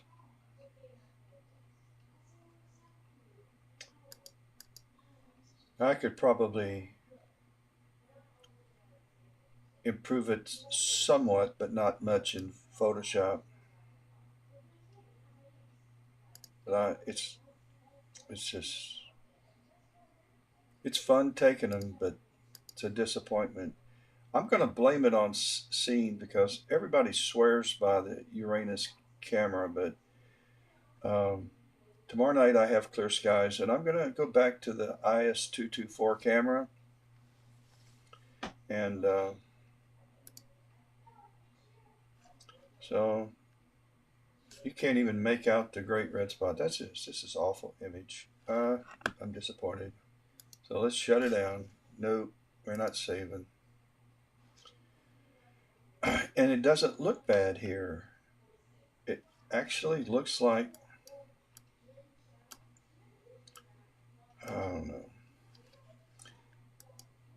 I'm going to start another capture, and we'll call this Jupiter 2.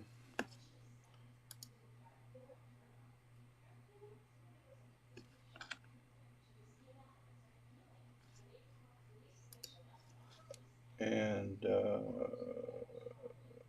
that beep beep, those are messages coming in on Discord.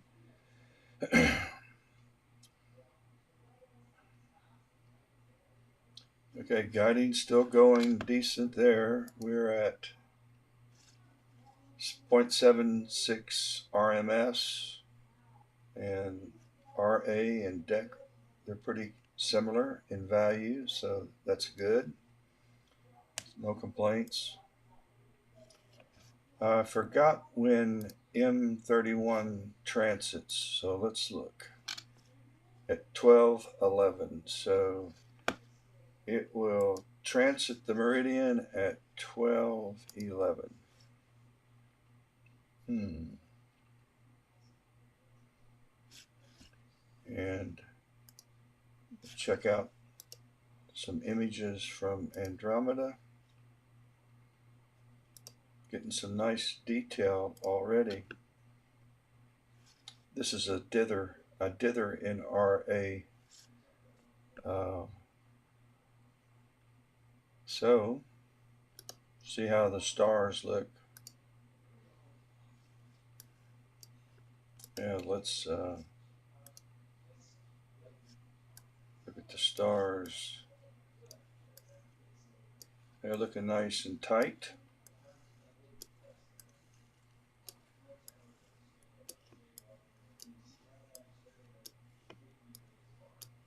And little oblong over there. That's not polar alignment, that's optics. That's just optics. because I'm at 1.1 arc minute polar alignment error. So the stars look okay. Let's go back to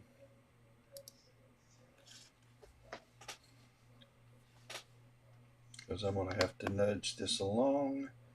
We need to go up. Go up, up, east. AutoStacker's going to shoot me for doing this in the middle of this capture.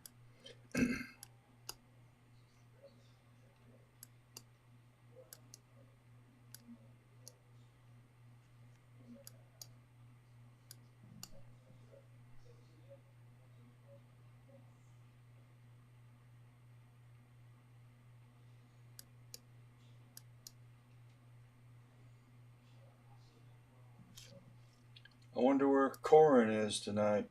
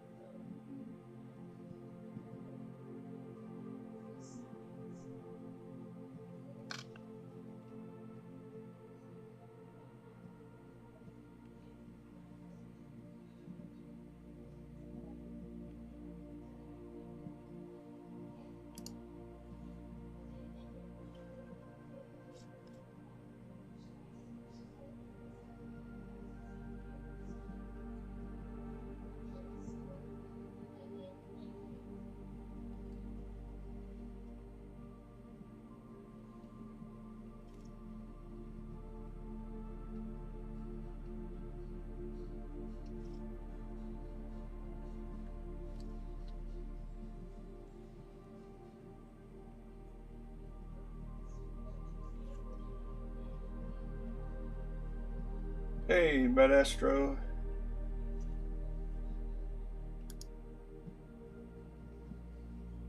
You remember that?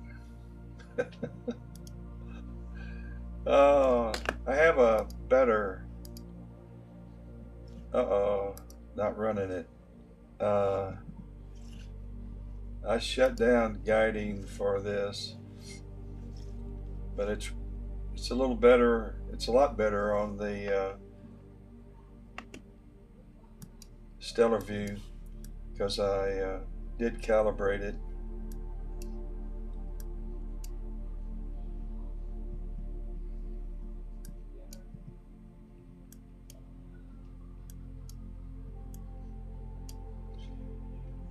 The seeing conditions have improved. Jupiter is looking, well, as I say that, it's going in and out of sharpness. I don't know.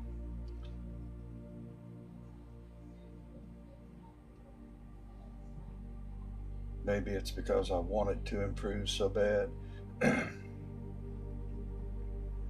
What are you imaging tonight, Bad Astro?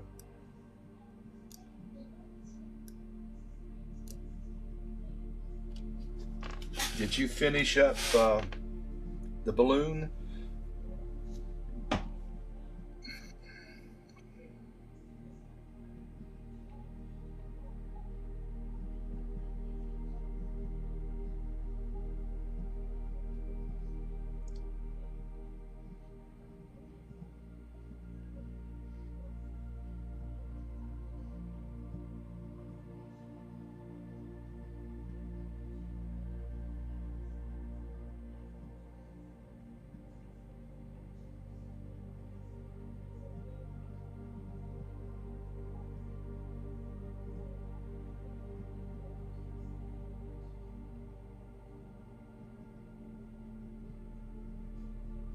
Wow.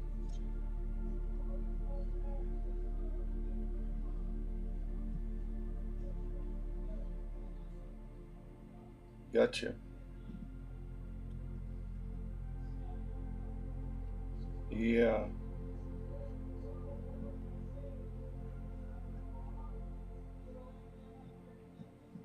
Yes, sir.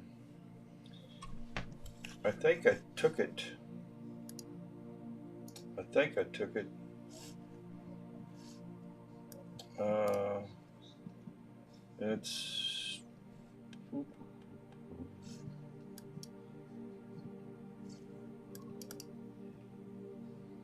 I don't know if I can get access to it. Da, da, da, da.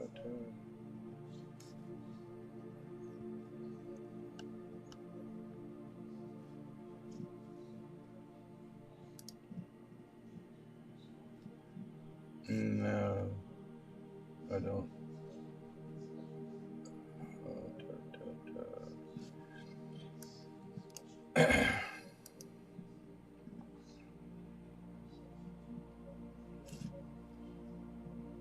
Hang on a minute. Where would it be?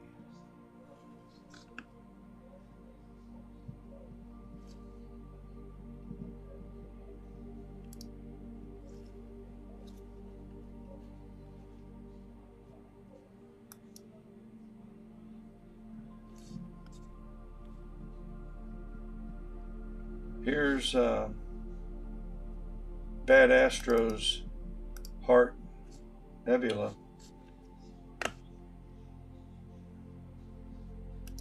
And here is wait a minute. There's your balloon. That's good. I saw that earlier and gave you a thumbs up. That's nice. Good job. That Astro did that.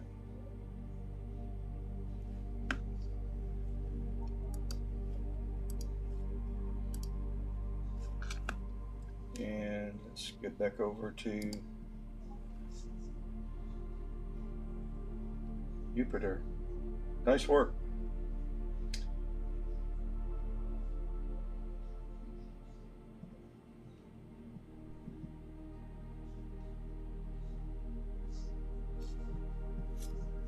good stuff. It's not easy doing this. It gets your understanding of what to do improves, but that's not a guarantee it's going to turn out. Um,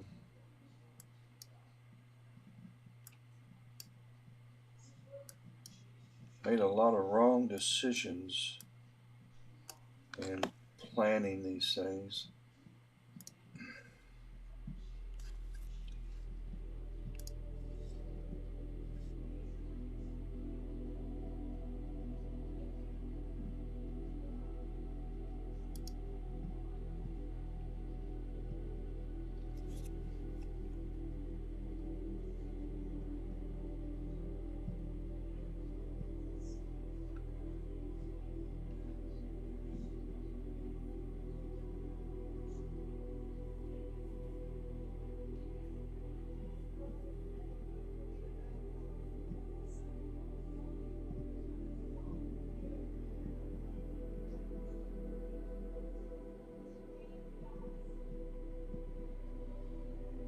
Um, what is your YouTube channel? I want to watch your processing videos. Is it Bad Astro? Is that how you get to them?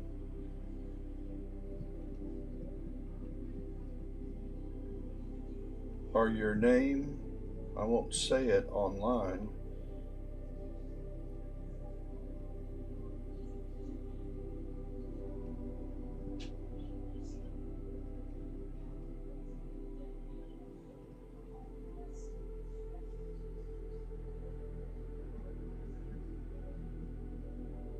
Yeah.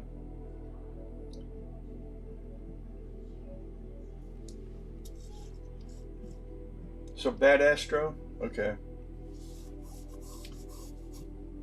I'll remember that.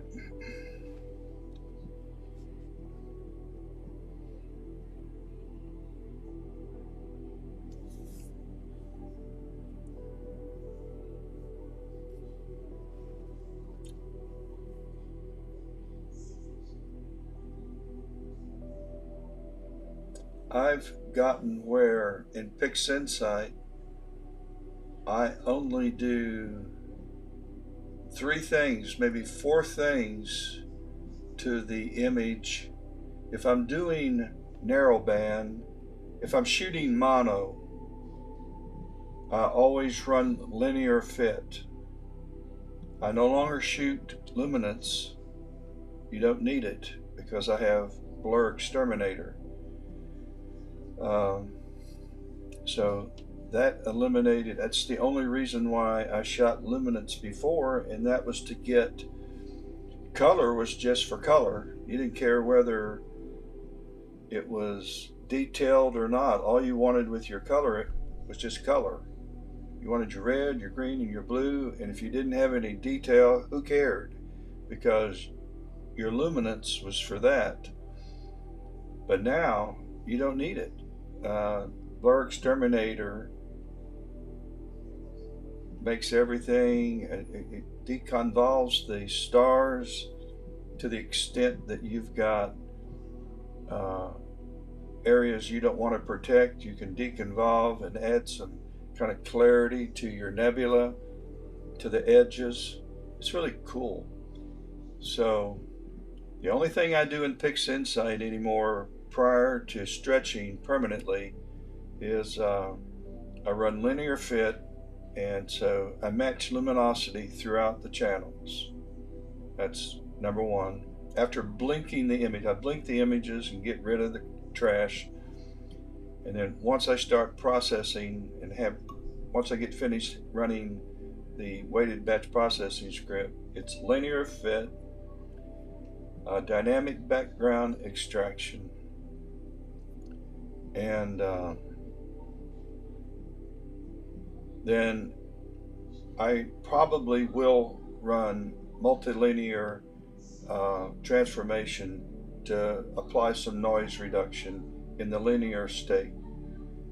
Then I'll run SPCC photometrics spectrophotometric color calibration. Then I stretch.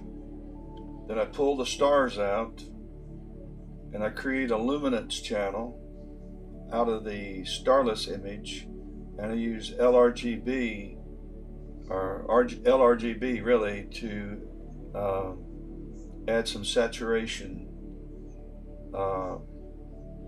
Then I'll pull curves up and do some selective. It depends on if it's a narrow band, then I use curves in order, before I do anything, in order to adjust the hue so I can kind of manage the greens, which are usually out of hand, and turn the greens to blue and orange. Pull the greens and the oranges out. Then I go to the LRGB and I use that for some modest saturation.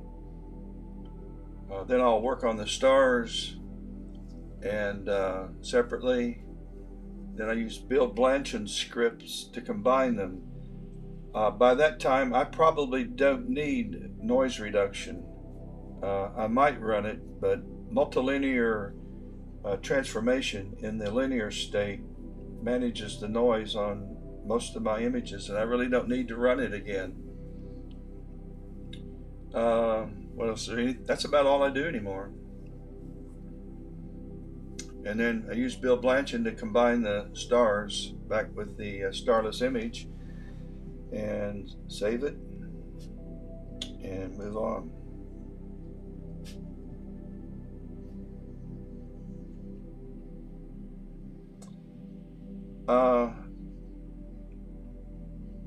I try to manage the noise in the linear state, and because you can create with multilinear transformation, you create a mask that protects the stars from noise reduction, and whatever part of the nebula you want to protect, or the galaxy, you can also mask that out so that you're just wiping out the noise in the background. And so sometimes I'll end up running noise reduction, but when I do that, if I run noise exterminator, I'll have a mask. I'll make a mask, because I don't like to run noise reduction on the target, on a galaxy, or on so I'll try to selectively run noise reduction just on the background. So I'll use the game mask to cover up my galaxy or the focal point of the nebula, and then I'll run noise exterminator.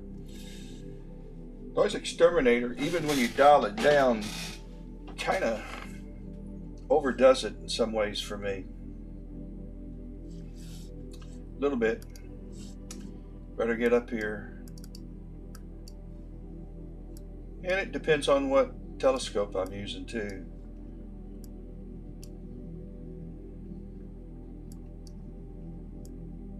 When I'm using the RASA, I don't even need noise reduction at all. I just don't need it. The 8-inch RASA at 1.9 focal length, and taking 20 and 30 second exposures, 45 seconds max, 60 seconds on narrow band at the most. You really don't have any thermal noise. So I'm about ready to take this SET off and put the RASA on. I'm almost burned out taking planetary images.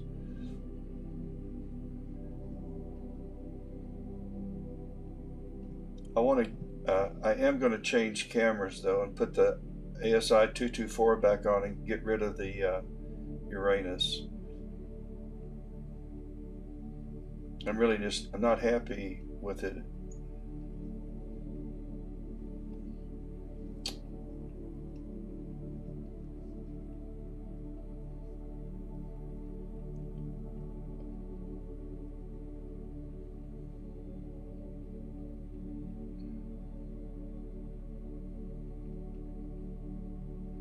I've taken some pretty decent planetary images in porcine with the ASI 224,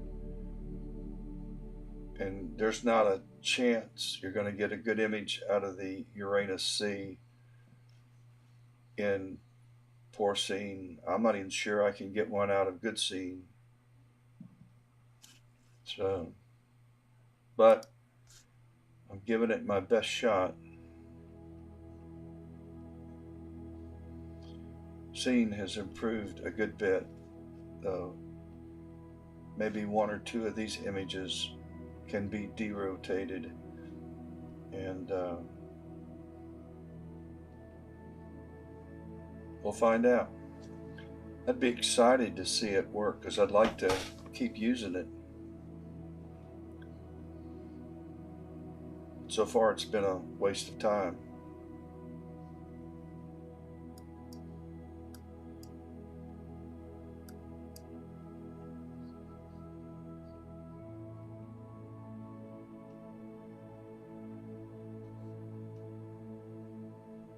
I don't want to discourage anybody else from buying one. It's just I haven't had any success with it. It could be the camera, it could be the user too.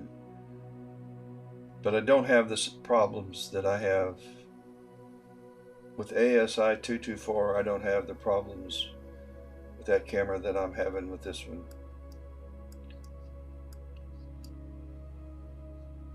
So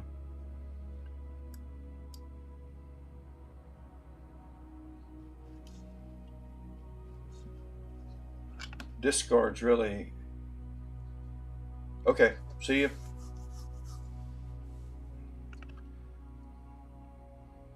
Bad Astro has a he has a roll-off observatory. Let me make sure that's not my other oh, we had a meridian flip, so no, we have a filter change. That's what we're doing.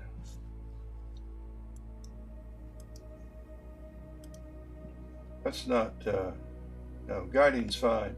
That's, what's that noise? Is that Discord?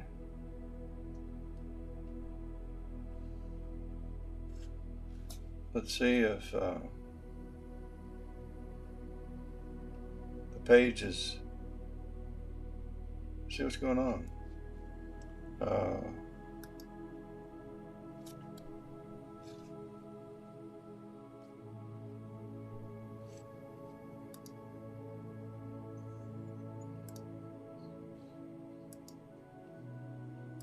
That beep beep usually means, yep,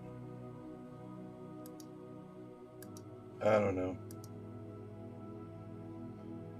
Okay, we're taking we changed filters. We're now taking HA, and we finished with the red. We ran a focus routine because we don't have a meridian flip until 12 something.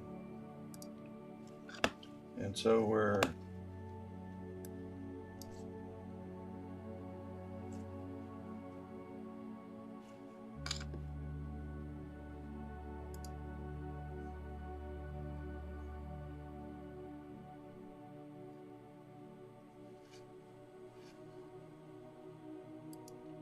I have no idea if that's not discard what it is.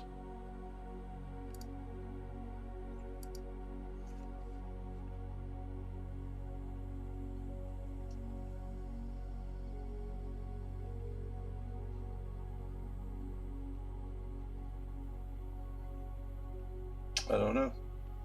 Crazy sound. Tell you what I can do. All right, I've already done that there. Let's mute.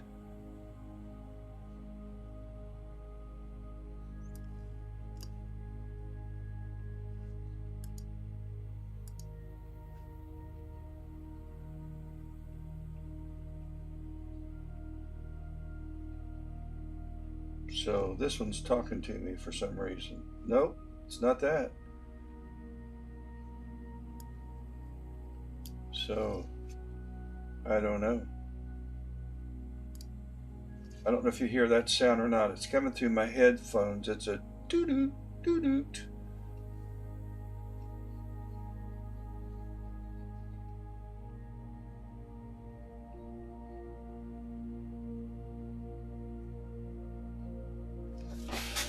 Let me take my cell phone and turn off the Bluetooth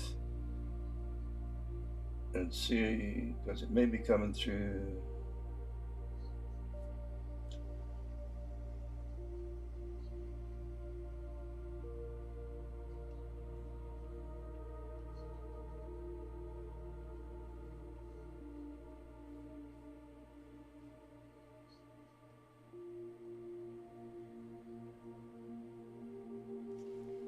Let's see if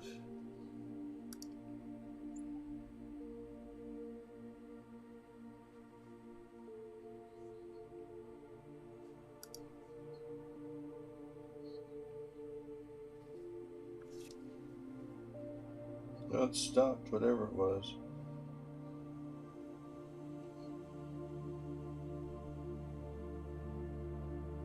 No.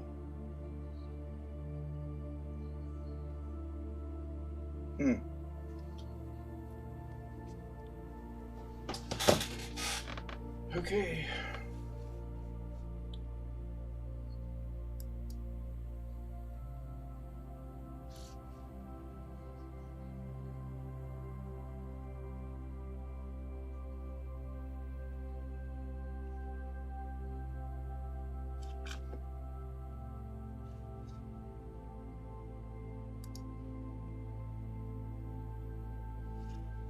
So we have our first HA, I think.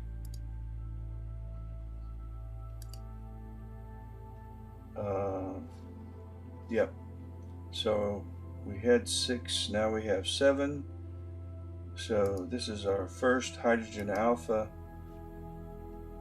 Let's do a medium stretch. Let's do a high stretch. And the hydrogen alpha will reveal the ionization of hydrogen around newly formed stars. So when you see the Andromeda galaxy, the ionization of hydrogen, those photons are what I'm filtering, and that's what I'm catching. So when I process the galaxy, there'll be red areas around stars, which are some of the newly formed stars that are showing the ionized hydrogen. That's a good thing. That's what I'm after.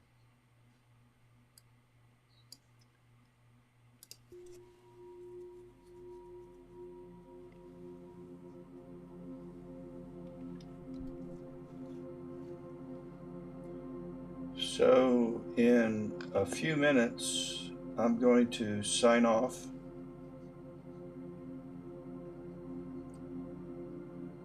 And as soon as I finish taking this group, I'm going to sign off. I'm going to go switch cameras and refocus it outside, and then see if it improves.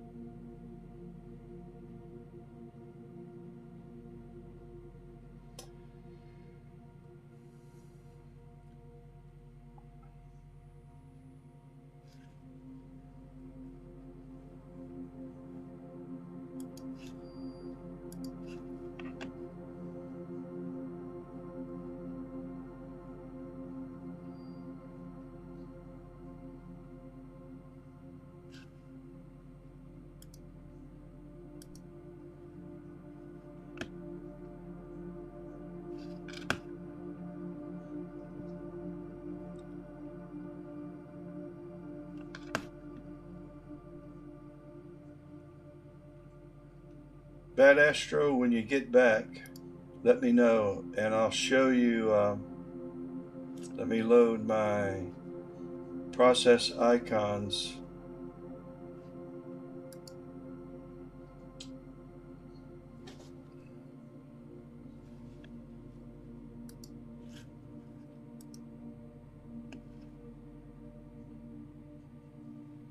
And bring up MLT, which should be right here. And Bad Astro, let me know when you get back and I'll show you how you set up your layers. Where am I anyway? Okay. Oh, okay. I'm going to go over to PixInsight. And why don't you take a screenshot of this? But in order for me to, and I change these settings from time to time, but this is basically what I'll use and over and over again. And so in order to set these up, click on a layer and then 5500 is the first number, and then 0.85 is the second number, and then click on the next layer, and that's 3500, and just dial that in, and then 0.75 and 1 is the iterations.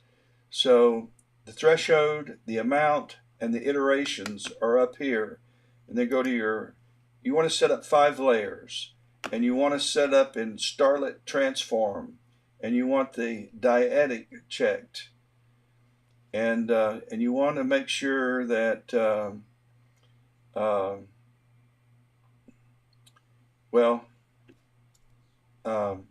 that you try these settings to start out with, and that's it. Save the process, give it a name, and I just call it MLT to noise, and then use it over and over again. And then when you're running it, you're going to select linear mask and make sure you have preview mask, and then you adjust your mask by dialing this up and down. You want to make sure your stars are included, and you want to make sure you protect your galaxy or your nebula from noise reduction. You're really only wanting to remove the background noise. And so you use this to dial in your mask. Then uncheck this. And also you have to run this in the linear state. So you'll want to, I don't think I have a hard drive set up to demonstrate this, but let me see if I can't find an image that's linear. I've got all of my drives connected to this new iMac over here, but let me go to Dropbox and oh, do I have any linear files? I don't think I do.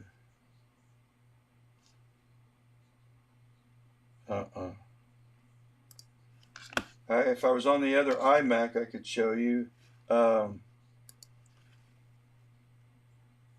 This was my heart and soul, but I don't think this will work on a linear image because you have to unstretch it to create a real-time preview.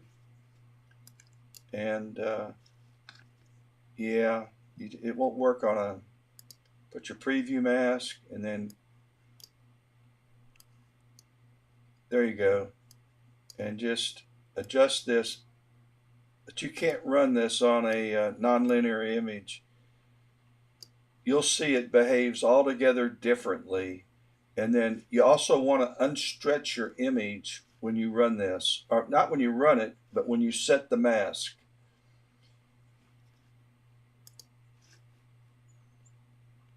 I've got a video on my YouTube channel on how to set this up and how to run it.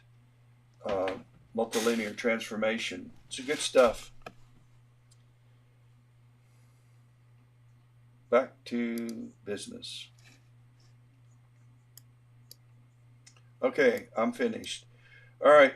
Well, I'm going to sign off and I'm going outside and switch cameras. I'm going to replace the Player One Uranus C camera with the ASI 224, and I'm going to take a series of yes, yeah, turn off screen transfer function. Let me see. Da, da, da, da, da. Let me go to, well, I don't have it on this. Let me go here. Let me go to YouTube. And here's some of my content. Let's see. I got to delete half of these. Oh, it's not live. I did a video. So MLT, MLT, MLT, MLT, MLT, MLT, MLT. Nope. I've got 300 or 400.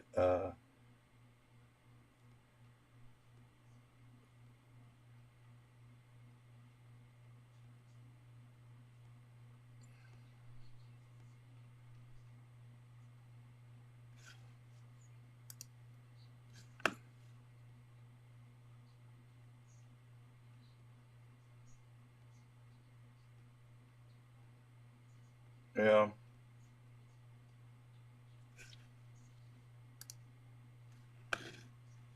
Here's here's linear fit. It should be RGB combined, dynamic. Here you go, right here. Multilinear transformation. Oh crap. So here's the link to it. Oh, you found it? Well, there's the link to it in case you didn't. Yeah, that'll help you set it up and run it. Okay. Let me figure out. I'm all lost. Where am I? Okay. I am done. I'm going to catch everybody later and hope everybody has a great week. I plan to image tomorrow night, something different. And who knows? I have no idea what I'm going to image, but I'm not going to do any planetary. I'm going to switch telescopes, I think. Well, it depends on how the ASI 224 works. Also, I have better scene predicted for tomorrow night. So I may do planetary. I don't know. Catch you later. Have a great week, guys.